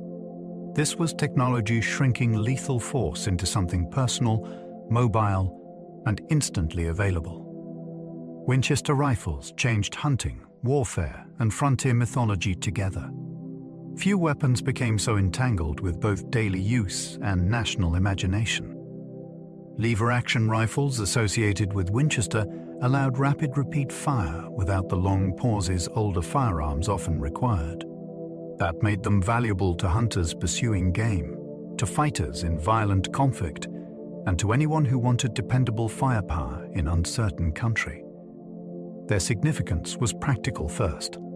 They could shift what an individual might accomplish in the field. Yet their cultural impact went further. These rifles entered advertisements, stories, and later films until they became part of the visual language of the West itself. That double life is what makes them fascinating. They were real tools with real consequences, but they also helped write the legend after the fact. A rifle could feed a family, kill at range, or symbolize independence, depending on who held it and who later told the story. Few objects show so clearly how technology and myth grew together on the frontier. Gunfights were usually sudden, messy, and nothing like the movies. The popular version is neat and theatrical. Two opponents face each other in a clear street, hands hovering, silence stretching, until one perfect draw decides everything. Real violence was rarely so composed. Many shootings began in confusion, during arguments, ambushes, failed arrests, drunken confrontations, or moments when one person never even realized the danger was fully upon him. Distances were short. Visibility could be poor. People missed. Bystanders were at risk. Sometimes the deadliest man was not the fastest, but the one who had the advantage of surprise, cover, or sheer ruthlessness. This matters because it makes the frontier feel more human and less staged. The West did see violence, but it was usually clumsy, frightening, and morally murky rather than elegant. The movie duel flatters the idea of control. The historical reality often reveals panic, imbalance, and raw chance. In that gap between legend and fact, the true atmosphere of frontier danger becomes much clearer. Shotguns were often more feared than pistols at close range. The pistol became the great icon of Western violence, but fear on the ground did not always follow the legend. At close distance, a shotgun could be devastating in a way people understood immediately and viscerally. In a saloon, hallway, coach stop, or doorway, it offered brutal stopping power without requiring the same precision a handgun might. That made it a practical choice for guards, homeowners, express agents, and anyone expecting trouble at short range. Its reputation came not from elegance, but from certainty. A revolver looked dramatic on a hip. A shotgun looked like bad news already decided. This contrast is fascinating because it reminds us that memory and usefulness are not always the same thing. The weapons most celebrated later were not always the ones most feared in the moment. The West ran on practical judgments as much as symbolism. When danger felt immediate and space was tight, many people trusted the scattergun more than the sidearm. A badge did not always guarantee honesty on the frontier. Authority in the West could be thin, personal, and dangerously inconsistent. A man wearing a badge might be brave and dependable, but he might also be vain, indebted, politically connected, or willing to bend the law when it suited him. In some places, offices were tied to fees, elections, and local alliances, which meant enforcement could be shaped by profit or favoritism as much as principle. One suspect might be pursued hard, while another received quiet protection. A lawman could be both protector and bully, depending on who was asking. That ambiguity makes the frontier far more compelling than a simple tale of heroes and villains. The institutions were still developing, and that left wide room for personality to matter. A town might sleep better because of one officer and live in fear because of another. The badge carried authority, but not automatic virtue. In a rough world where reputation traveled fast, people often judged the man first and the symbol second. Vigilantes appeared where courts were weak, distant, or mistrusted. When formal justice seemed too slow, too corrupt, or too fragile to protect a community, some residents took punishment into their own hands. That could begin with the language of necessity. People feared theft, murder, or disorder, and believed official channels would not solve it. A vigilance committee might present itself as the answer, claiming to defend honest citizens when institutions failed. Sometimes these groups did emerge from genuine frustration. Yet the danger was built into the idea from the start. Once private citizens claimed the right to arrest, judge, and punish outside normal process, justice could become something harsher and far less reliable. Personal grudges, panic, prejudice, and rumor all found room to operate. That is why vigilante history feels so gripping and so uneasy at once. It reveals how badly people wanted order, but also how quickly that desire could mutate into uncontrolled power. On the frontier, the absence of trusted courts did not create fairness. It often created something far more dangerous. Frontier justice could be swift, public, and deeply unfair.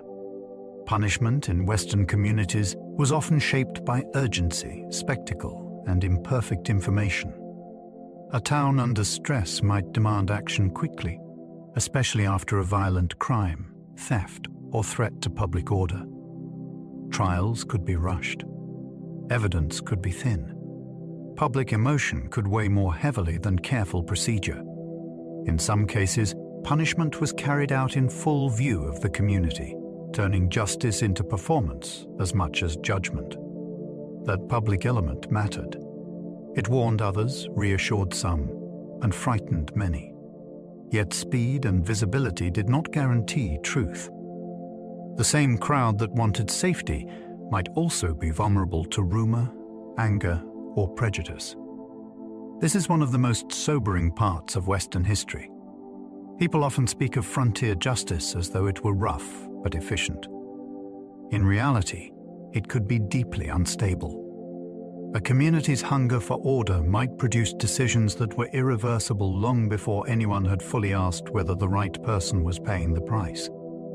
Posses were ordinary citizens asked to chase danger at speed.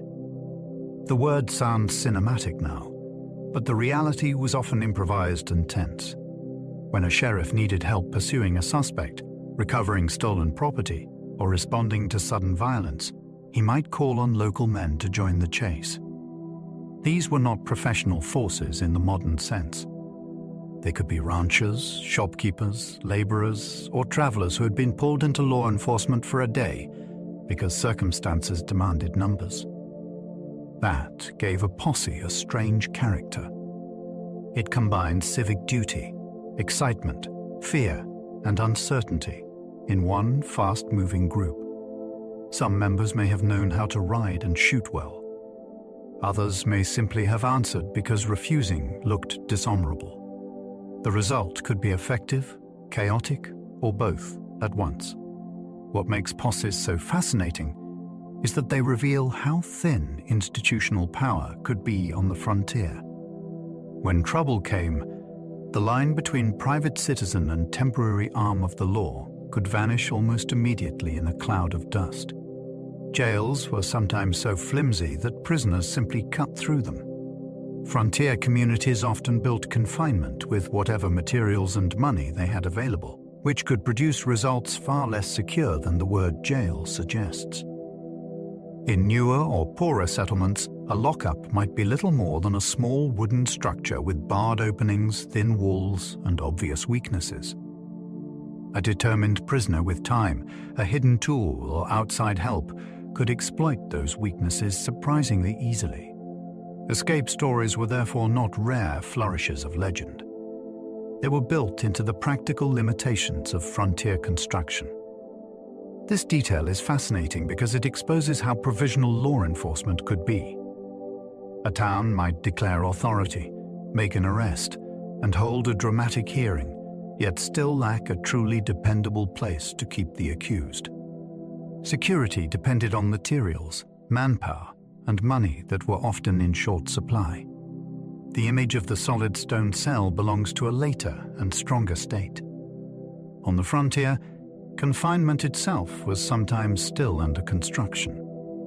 Outlaws robbed banks, trains, stages, and sometimes their own reputations. Crime in the West was never as clean or glamorous as later legend pretended. An outlaw might steal from a bank one season, hold up a stage another, then spend months lying low, quarreling with partners, wasting money, or making foolish choices that damaged his own standing as surely as any pro. Lawman could. Reputation mattered in that world, and many robbers understood it. Fear could help a gang succeed before a weapon was even drawn. Yet, reputation was also fragile. A botched robbery, a drunken boast, needless cruelty, or a betrayal inside the group could turn supposed fame into embarrassment. Some criminals were less formidable than the stories said. Others helped ruin themselves by seeking attention they could not control. That is what makes Western outlawry so fascinating. The robber was not only fighting banks, guards, and posses. He was also trying to manage a dangerous public image, one that could protect him for a while, then expose him just as quickly. Jesse James became a legend partly because newspapers helped build him. His story did not spread on horseback alone. It spread through print. Newspapers turned robberies into drama, turned escape into suspense, and helped recast a violent criminal as something more politically charged and emotionally compelling to many readers. Some editors condemned him. Others, openly or indirectly, gave his career a strange aura by linking him to post-war bitterness, regional identity, and the language of resistance. That mattered enormously.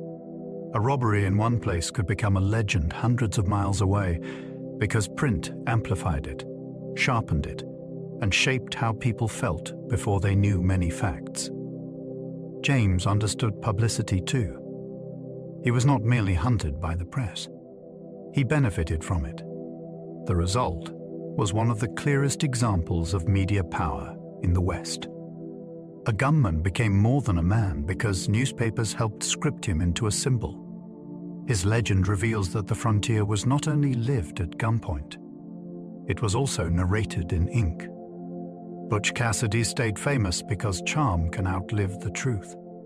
Not every outlaw remains vivid for the same reason. Some survive in memory through terror, others through violence, and some through something more slippery. Cassidy endured partly because stories about him often carried wit, style, and a sense that he was more personable than the average bandit. Whether every such tale was true matters less than the effect. People are often drawn to rogues who seem clever, relaxed, and oddly likable, even when they are plainly criminal. That quality softened his image without erasing the seriousness of what he did.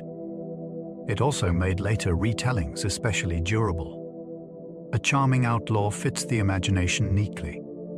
He feels like someone a storyteller wants to keep around.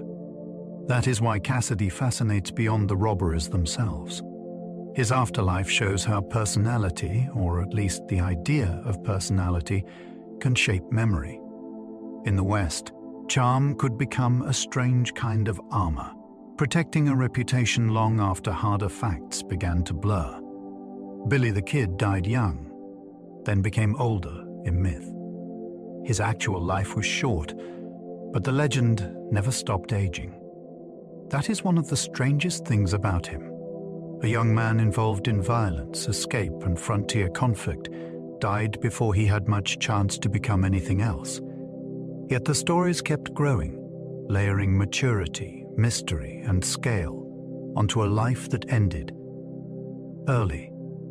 The kid became larger than his years because people kept returning to the same irresistible ingredients: youth, danger, speed, defiance. An early death freezes a figure in a powerful way.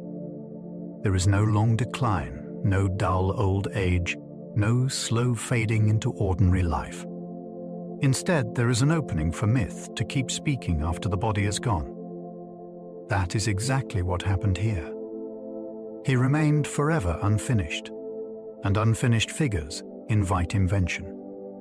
The real life matters, of course, but the legend matters too, because it shows how Western memory could take a brief life and stretch it into something that felt almost timeless. Wild Bill Hickok was famous long before he entered legend.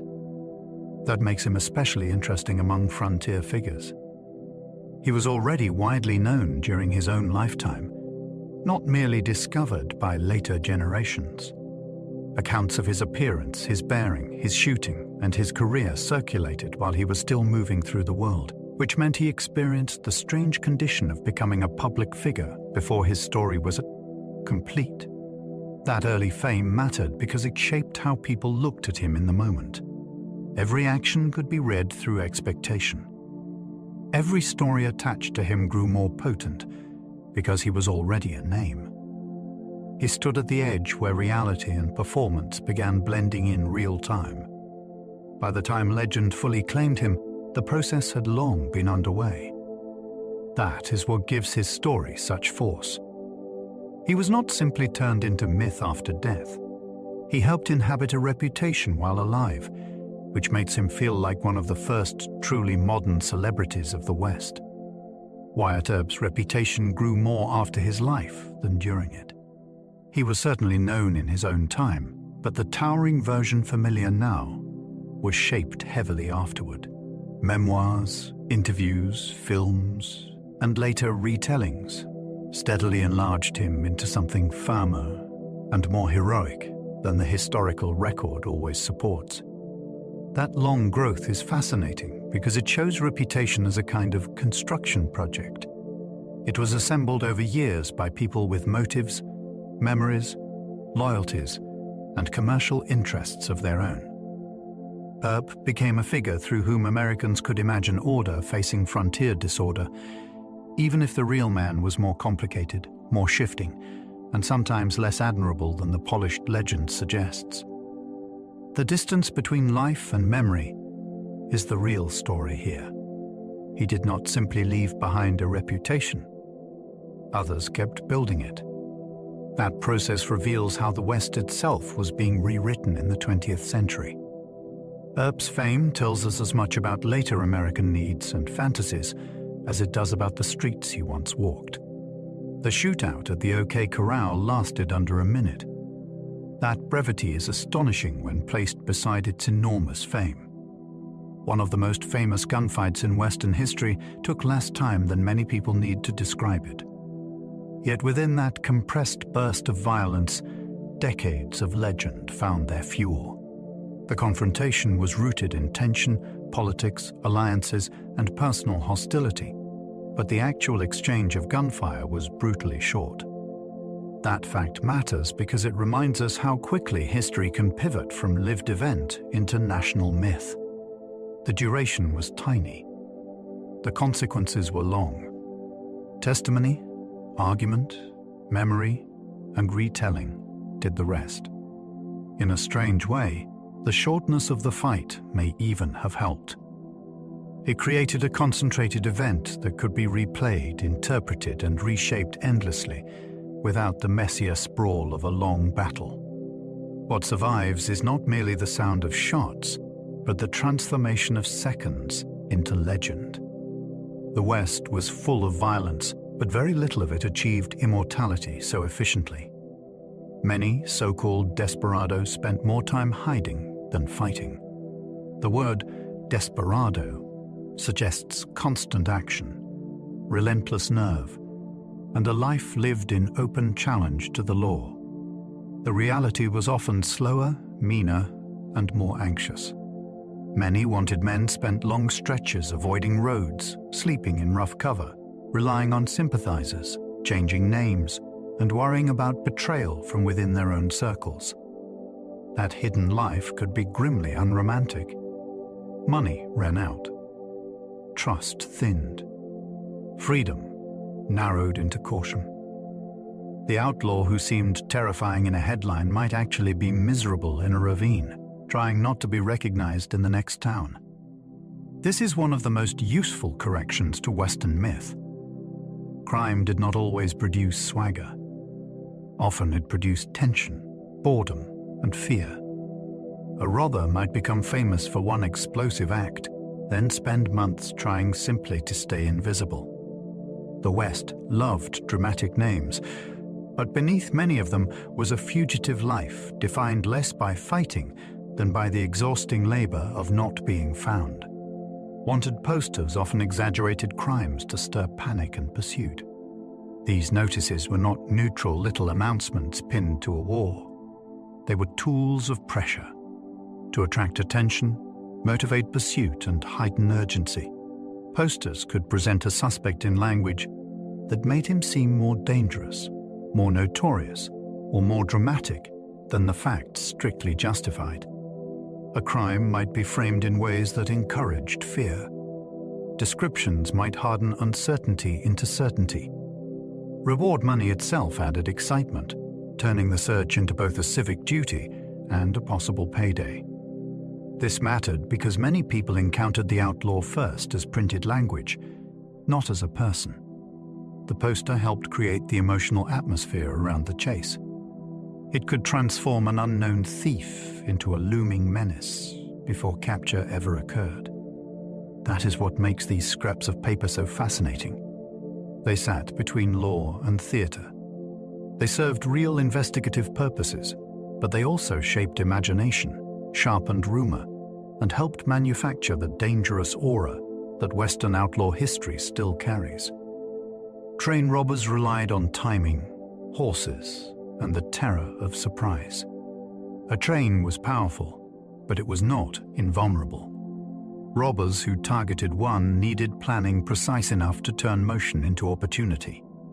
They had to know the route, the likely contents, the weak points, and the stretch of country where intervention would be hardest. Timing mattered because the strike had to come fast, before resistance could organize, and before the gang lost control of the moment. Horses mattered because escape still depended on leaving the rails behind and vanishing into open country. Above all, surprise mattered. A train full of passengers and crew could be intimidating in numbers, but sudden fear could freeze that advantage.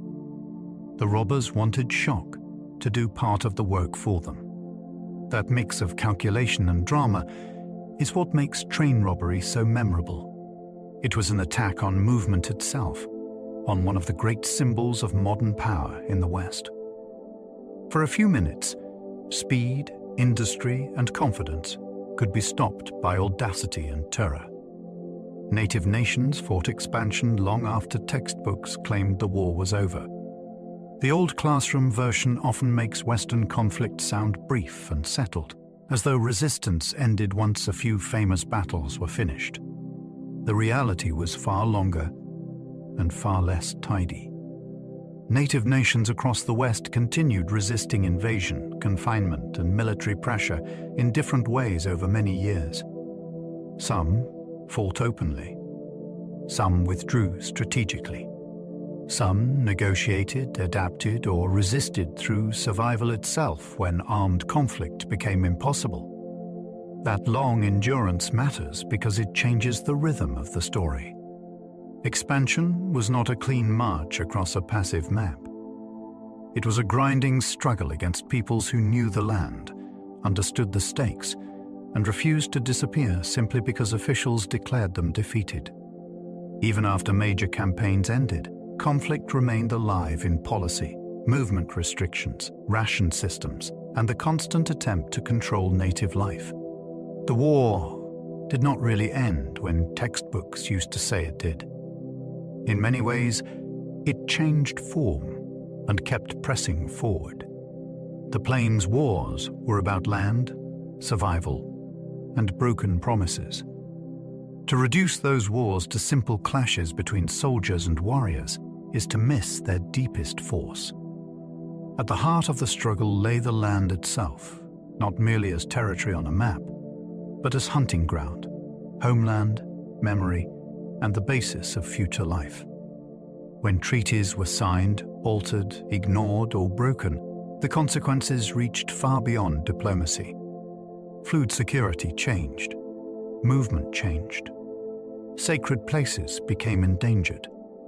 The ability of a people to remain itself came under threat. That is why the fighting was so fierce and so emotionally charged. This was not only about military victory. It was about whether entire nations could continue living in recognizable ways. Broken promises sharpened every conflict because they taught native communities that official assurances might vanish the moment gold, settlement, or political convenience demanded it. Once that trust collapsed, war became more likely and more bitter. The Plains Wars were therefore struggles over survival under conditions where trust had already been badly shattered. Bison destruction was a weapon as well as a market frenzy. The slaughter was driven by profit, but it also served power. Commercial demand for hides encouraged mass killing on a shocking scale. Yet many officials and military thinkers also understood that destroying the herds would strike native nations at the center of their existence. For peoples whose lives depended on bison for food, shelter materials, clothing, tools, and trade, the collapse of the herds meant hunger, dislocation, and mounting dependence. That is why this history feels so chilling. It was not just reckless exploitation of an animal population. It became a strategy that weakened resistance by attacking the conditions of life itself. Hunters, railroads, markets, and policy all moved in ways that made the outcome devastating. The plains were transformed by carcasses, stripped hides, and silence where immense herds had once thundered. When the bison vanished, military pressure became even harder to resist. The destruction, therefore, belongs to both environmental history and the history of war, because it functioned as both. Reservations confined entire nations to smaller and harsher worlds. A reservation was never just a change of address. It was a forced shrinking of possibility. Peoples who had moved across broad homelands, hunted seasonally, traded over long distances, and organized life according to their own rhythms were often pushed onto restricted lands chosen for administrative convenience rather than cultural continuity or ecological abundance. The result could be devastating. Food systems were disrupted. Sacred geography was severed. Autonomy narrowed. Dependency grew. What had once been a people's own world became a controlled space watched by agents, regulated by policy, and often sustained by unreliable rations. That confinement was physical, but also psychological and political. It announced that movement, authority, and future life would now be subject to outside permission. This is why reservation history must be understood with seriousness. It was not a benevolent solution to conflict. It was a mechanism of compression. Entire nations were forced into reduced landscapes that could not fully support the life they had known before. The ghost dance spread hope during a time of crushing loss. In an era marked by hunger, grief, military defeat, and relentless pressure, the ghost dance carried a powerful promise. It offered the possibility that the world might be restored, that the dead might return, that suffering might end, and that native life could be renewed after so much destruction. That hope gave the movement emotional force far beyond any single ritual act. It spread because people needed more than policy and ration lines could offer. They needed meaning, comfort, and the sense that history had not closed forever against them. To outside authorities, especially nervous officials and soldiers, the movement often looked threatening because they did not understand its spiritual depth and feared its collective energy. That fear helped turn hope into tragedy. What makes the ghost dance so moving is that it reveals the interior life of a battered world. Even after extraordinary loss, people still reached for renewal. Despair was real, but it did not have the final word. The Battle of Little Bighorn shocked the United States deeply. The shock came not only from the defeat itself, but from what it did to national confidence. An army force under a famous commander was overwhelmed by native fighters in a battle that seemed to violate expectations about power, progress, and the supposed inevitability of United States control. News of the defeat spread through a country already full of assumptions about Western conquest, and it hit with unusual force because it challenged the story many Americans wanted to believe. Here was a moment when native resistance did not look doomed or peripheral. It looked formidable. That is why the battle echoed so widely. It carried military significance, but it also carried symbolic weight. The shock sharpened calls for revenge and intensified pressure on native nations afterward. In that sense, the victory contained a terrible paradox. It was a stunning triumph of resistance, yet it also helped provoke even harsher campaigns. Little Bighorn remains unforgettable because it was both astonishing success and ominous turning point. Geronimo became famous because resistance could not be easily erased. His name endured because it represented persistence in the face of overwhelming pressure. Geronimo was not important only as an individual leader. He became a symbol of a larger refusal to submit meekly to conquest, confinement, and the erasure of Apache autonomy. Repeated pursuits, surrenders, escapes, and negotiations turned his story into something that seemed to resist conclusion. The United States military devoted enormous attention to capturing him, which only increased the sense that one person and the people around him still had the power to disrupt imperial certainty. That is part of why his fame spread so widely. He made clear that the frontier could not simply be declared settled, while determined resistance remained alive in mountain country and desert. Even after capture, his image continued to carry that stubborn force. He reminds us that history does not always obey official endings. Sometimes a single name survives because it keeps exposing how incomplete conquest really was.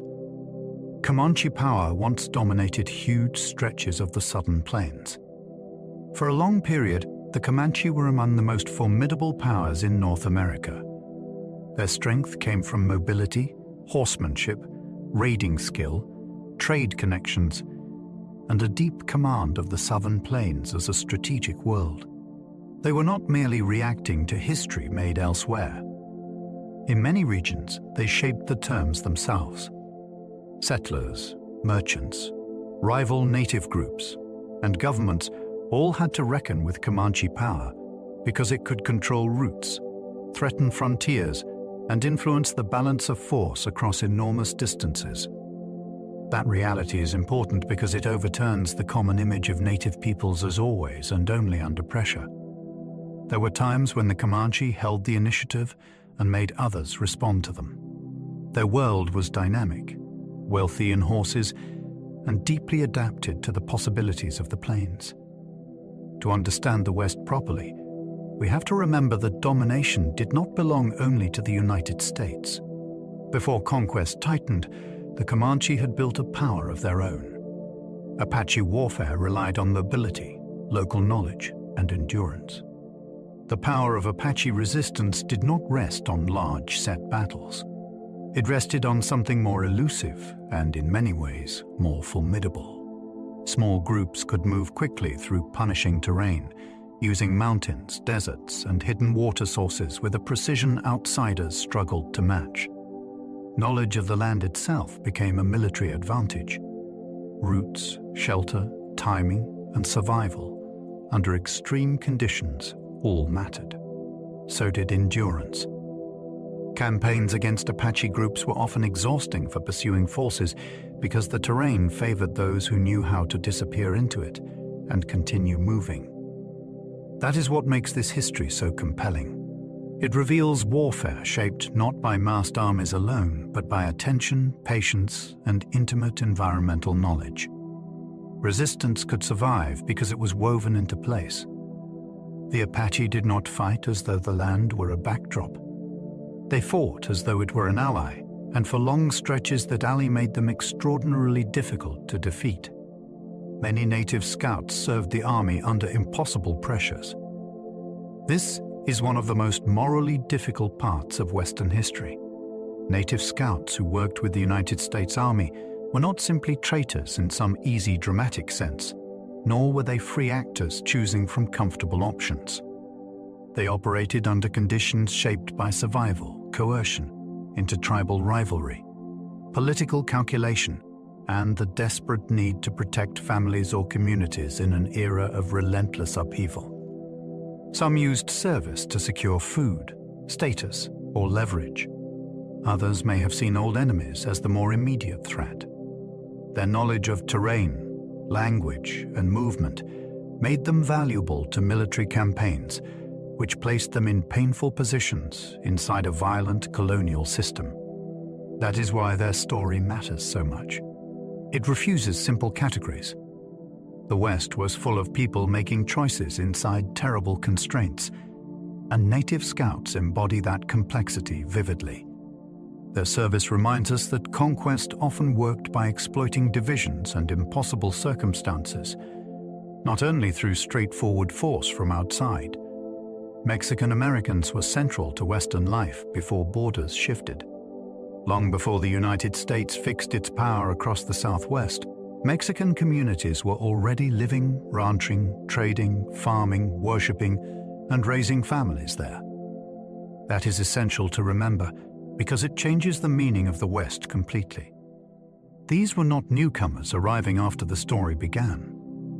They were part of the story before the border moved over them. Town life, cattle work, land use, architecture, foodways, and local government all carried deep Mexican roots. When sovereignty changed, daily life did not simply reset. People who had long belonged to the region suddenly found themselves treated as though they were marginal in their own world. That tension shaped the borderlands for generations. It also means the West cannot be honestly understood as an English-speaking frontier alone. Spanish, Mexican law, ranching traditions, and family networks were already woven into its foundations. The border shifted, but the people did not vanish. Their presence remained central, even when later memory tried to blur it. The borderlands were shaped by trade, conflict, family, and language. A borderland is never only a line. It is a lived region where worlds meet, mix, and sometimes collide. Across the western borderlands, goods moved back and forth. So did rumors, livestock, customs, marriages, and loyalties. Families could stretch across political divisions that governments insisted were firm. Languages overlapped in daily life. A person might negotiate business in one tongue, speak at home in another, and move between legal systems with uneasy skill. That made the region far more fluid than national myth often prefers. Yet the same place that encouraged exchange could also generate raids, military campaigns, suspicion, and sudden violence. The border did not merely separate peoples. It forced them into continual contact. That is what makes the borderlands so fascinating. They were unstable, creative, and deeply human spaces, where identity was rarely simple. The West was shaped not only by movement inward from the East, but by constant interaction along this multilingual, contested edge of the continent. The Alamo became mythic, though the real story was far messier. The legend is simple, heroic, and easy to remember, which is exactly why it endured. A small group stood, fought, and fell, and later generations turned that moment into a symbol of courage and sacrifice. Yet the historical reality around it is more tangled than the myth allows. The Texas Revolt involved clashing political visions, contested authority, slavery, migration, and deep tension between settlers and the Mexican state. Those wider forces do not erase the drama of the siege, but they do change its meaning. They remind us that famous places are often remembered through the needs of later storytellers rather than the full complexity of their own time. The Alamo became a national parable because people wanted clarity, not complication. That is what makes it so worth examining. Behind the celebrated image stands a harder, more crowded reality. The event was real, but the version most people inherited was polished into legend by generations that preferred a simpler past.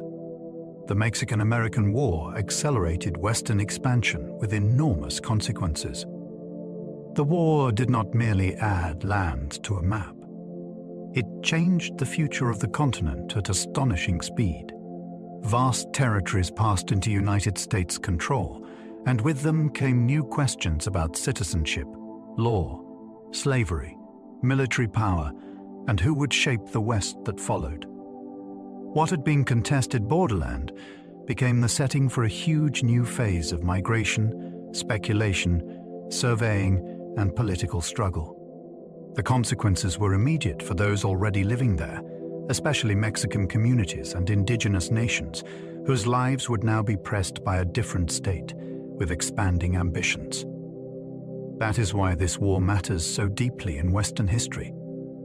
It was not a distant diplomatic episode.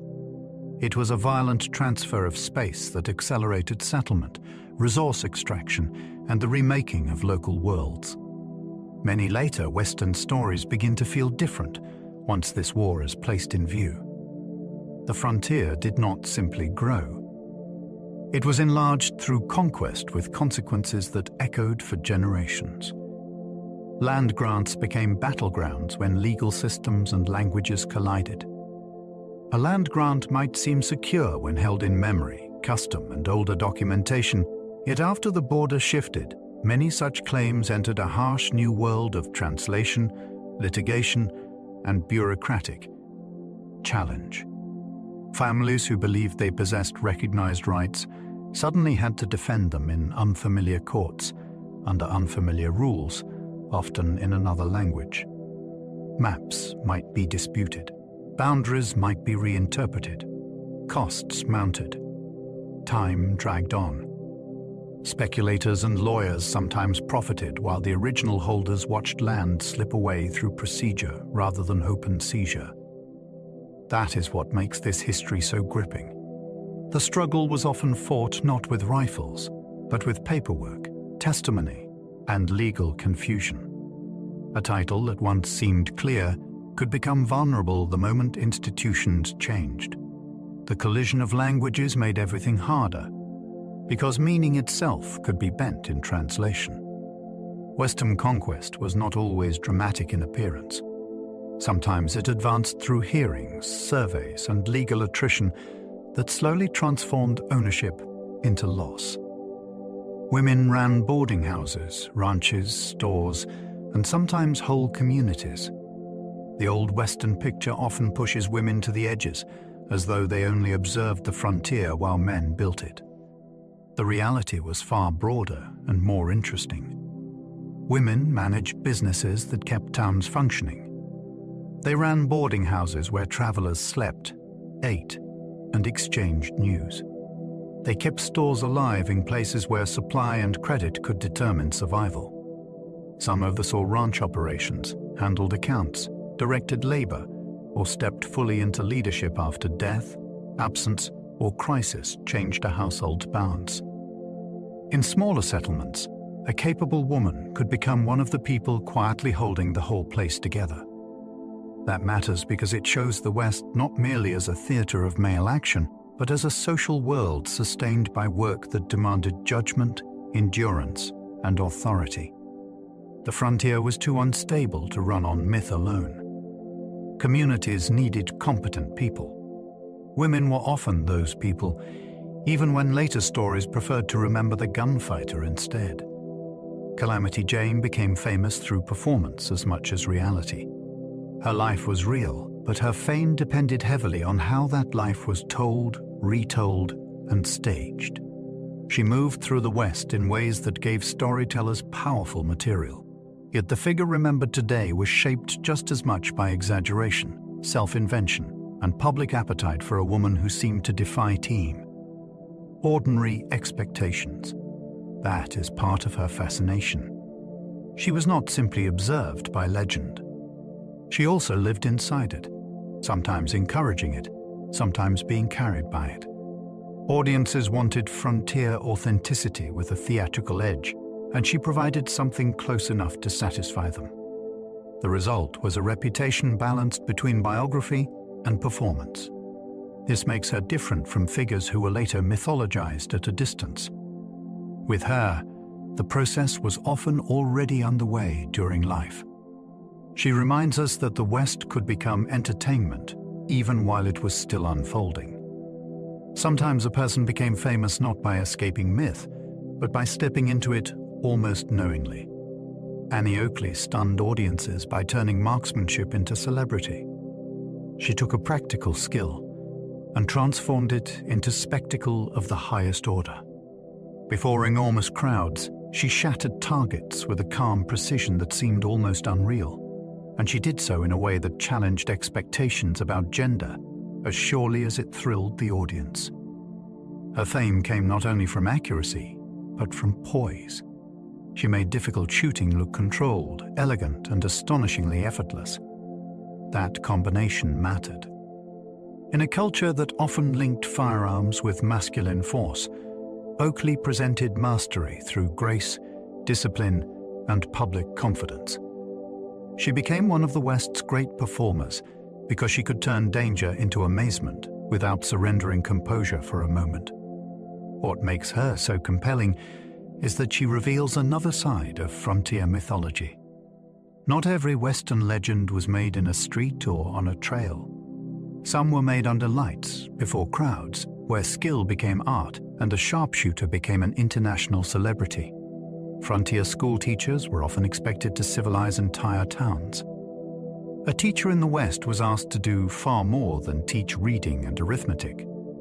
In many communities, that person stood for discipline, order, aspiration, and the hope that a rough settlement might become something more stable and respectable. Parents wanted instruction, but they also wanted moral influence.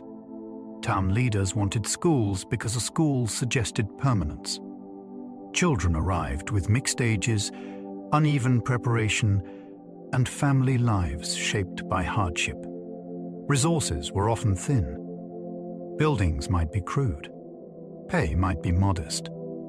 Yet the teacher was still expected to hold a room together and, in some larger sense, help shape the future character of the place. That is a remarkable burden for one person to carry. It reveals how hungry frontier communities were for legitimacy. They did not want to remain camps forever. The schoolhouse represented a claim on tomorrow. In that sense, the teacher was not only instructing children, the teacher was helping a settlement imagine itself becoming civilized. Prostitutes were condemned publicly and relied upon economically in many camps. Few frontier contradictions are starker than this one. In mining camps, rail towns, and fast-growing settlements, sex work was often treated with loud moral disapproval, yet the same communities frequently depended on the money it generated. Brothels and related businesses drew spending into local economies, supported landlords, merchants, musicians, laundresses, and saloon owners, and became woven into the commercial life of places that pretended to stand above them. That hypocrisy matters because it exposes the unstable moral world of the West. Public virtue and private dependence lived side by side. Women in this trade could earn far more than many other working women, yet they did so within dangerous conditions shaped by stigma, violence, illness, and constant vulnerability. Their presence was not marginal to frontier life. It was embedded in its economics and social tensions. The West liked to speak the language of respectability while profiting from what it openly condemned. That contradiction runs deep through the era. Saloons were social centers, political hubs, and frequent crime scenes. A saloon was never just a place to drink. In many Western towns, it was where news arrived fastest, where arguments turned into alliances, and where strangers were measured the moment they walked through the door.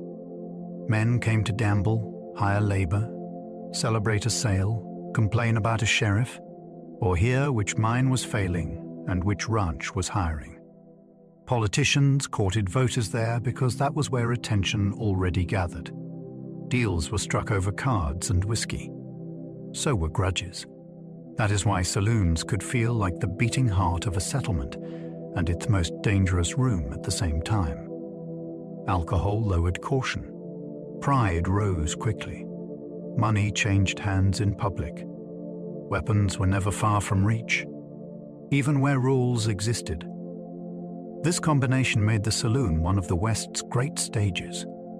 It held commerce, performance, pleasure, and threat under one roof, which is exactly why it became so unforgettable in frontier memory.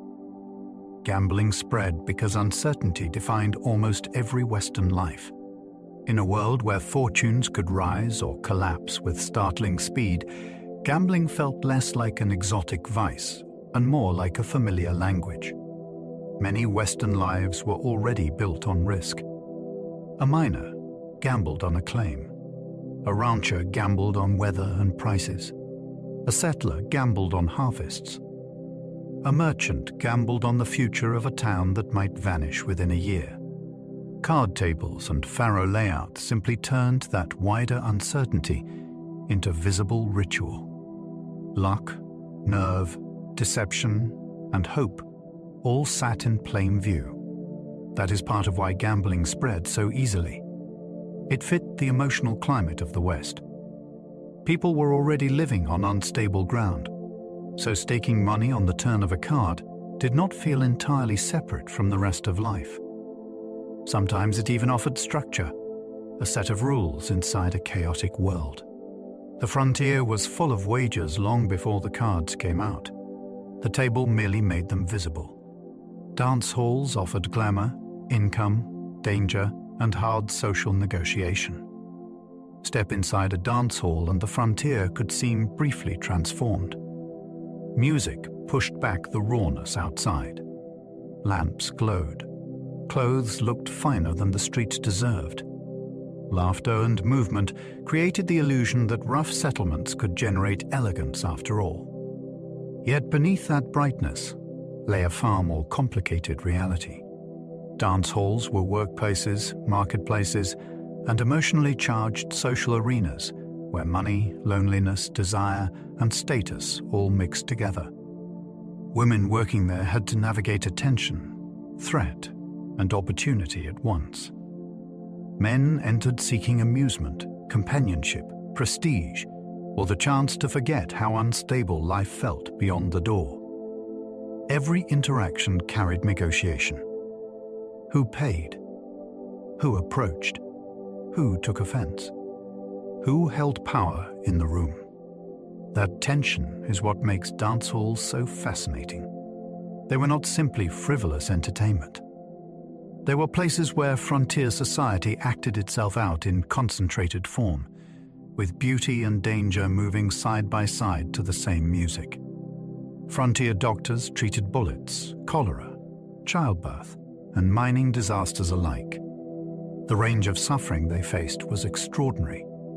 A doctor in the West could be called to a gunshot wound in the morning, a difficult birth by afternoon, and a camp stricken with disease before nightfall.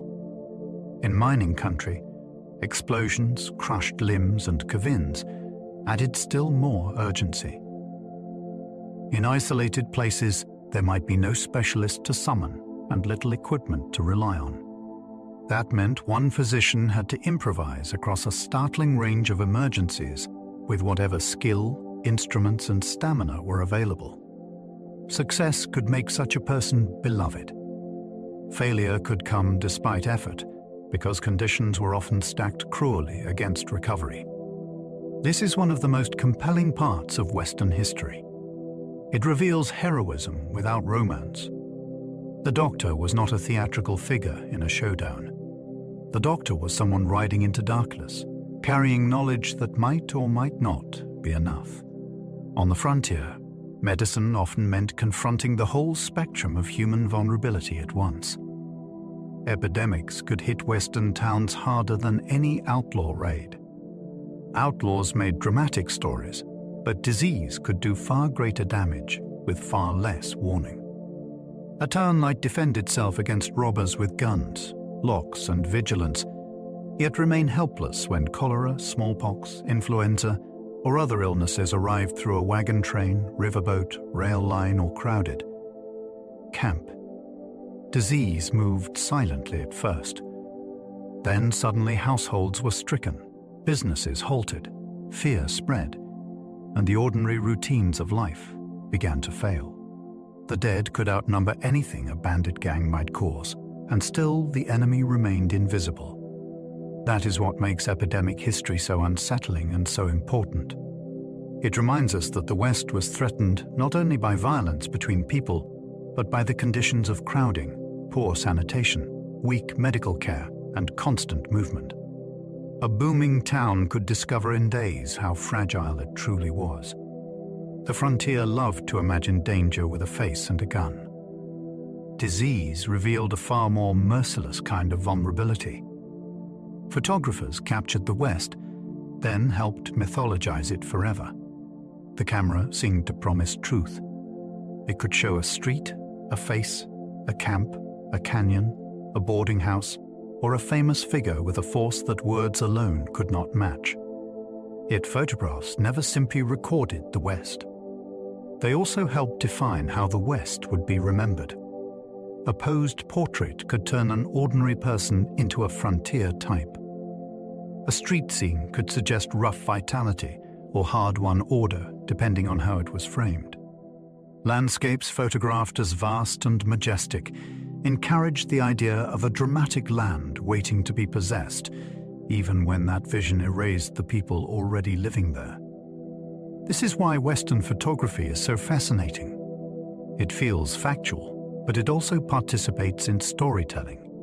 The images preserved clothing, buildings, tools, and faces with remarkable power, yet they also trained later generations in what to admire, fear, or romanticize. The camera did not just save the West. It helped invent the West people still imagine. Buffalo Bill sold the West back to the world as spectacle. That achievement was as strange as it was powerful. William Cody took the raw materials of frontier life, scouting, riding, shooting, indigenous resistance, military conflict, and buffalo hunting, and turned them into mass entertainment for audiences far removed from the original events. His Wild West show did not merely recount history.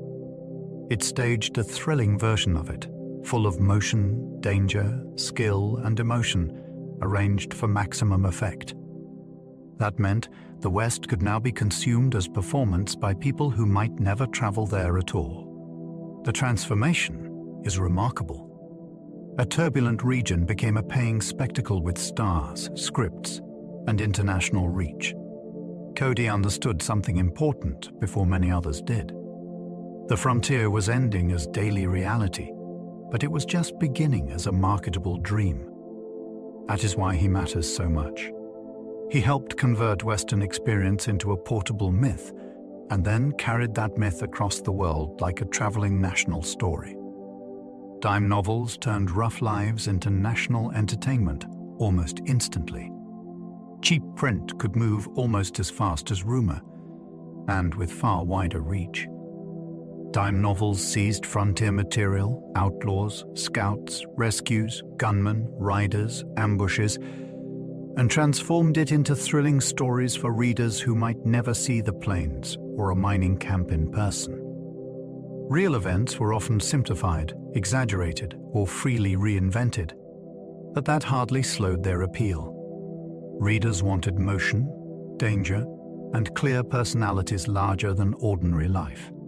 The West provided all of that in abundance once imagination began sharpening its edges. What makes dime novels so important is how quickly they nationalized frontier myth. A local incident could become a dramatic tale in distant cities, shaping expectations before history had even settled. These stories taught readers how to feel about the West. They taught admiration, fear, excitement, and certainty, often in the wrong proportions. The frontier was still unfolding, yet print had already begun packaging it as mass entertainment for a hungry audience. The frontier was shaped by expansion, but remembered through exaggeration. That is one of the great truths beneath the entire Western legend. Real forces built the frontier: migration, war, extraction, law, labor, technology, and survival under difficult conditions. Yet when the time came to remember it, exaggeration rushed in and rearranged the proportions. Gunmen grew larger, timelines shortened, complexity faded. Whole communities slipped into the background while a few dramatic figures strode into the light. Violence became cleaner than it was. Progress seemed simpler than it was. Conquest sounded nobler than it was. This process matters because memory does not only preserve history, it edits it. The West became one of the most edited regions in human imagination. That is exactly why it remains so compelling. The gap between reality and remembrance is not a flaw in the story. It is part of the story. To study the frontier honestly is to watch a real place being transformed twice, first by expansion itself, and then by the myths that claimed it afterward. The Wild West became immortal precisely because the real West changed so quickly. Things that vanish fast often leave the deepest imprint. The classic West did not endure for centuries in the form later generations imagined. It shifted with astonishing speed as railroads spread, towns stabilized, governments strengthened, markets matured, and open spaces were claimed, fenced, surveyed, and administered. That rapid change created nostalgia almost immediately. People could already sense something disappearing while it was still half present. The result was powerful. A fleeting world became easier to romanticize because it could not remain ordinary for long. Once it passed, memory rushed to preserve it in sharper colors than life had used. That is why the Wild West became so enduring in imagination. It was not immortal because it lasted. It was immortal because it slipped away before it could become too familiar. The legend hardened in the very moment the reality was dissolving. A fast-changing frontier became a permanent dream, and that dream has outlived nearly everything that first inspired it. As we come to the end of our journey, the West begins to soften again, not as a place of sharp edges and sudden danger, but as a memory stretching out across quiet plains and fading trails. We have wandered through towns that rose in a rush and vanished just as quickly. We have followed railroads that stitched distance together and fences that quietly closed the open land. We have met riders, workers, dreamers, and outlaws, each carrying their own story into a world that never stood still for long. We have seen how hope could build a life in a season, and how loss could unmake it just as swiftly. And now, all of that begins to drift. The shah-u-em of saloons fades into the distance. The rhythm of hooves slows. The wide horizon that once promised everything now feels still and calm and far away. If you are still awake and you feel like continuing the journey, there is another story waiting for you on the screen. Another path to follow, another world to explore, at your own pace. And if not, that is perfectly fine too. Let your breathing settle into a steady rhythm. Let your body sink a little deeper into rest. There is nothing left to chase, nowhere you need to go. The West can wait now. The stories can rest. All that remains is the quiet and the gentle sense of having traveled somewhere vast and slowly returned. Sleep well and good night.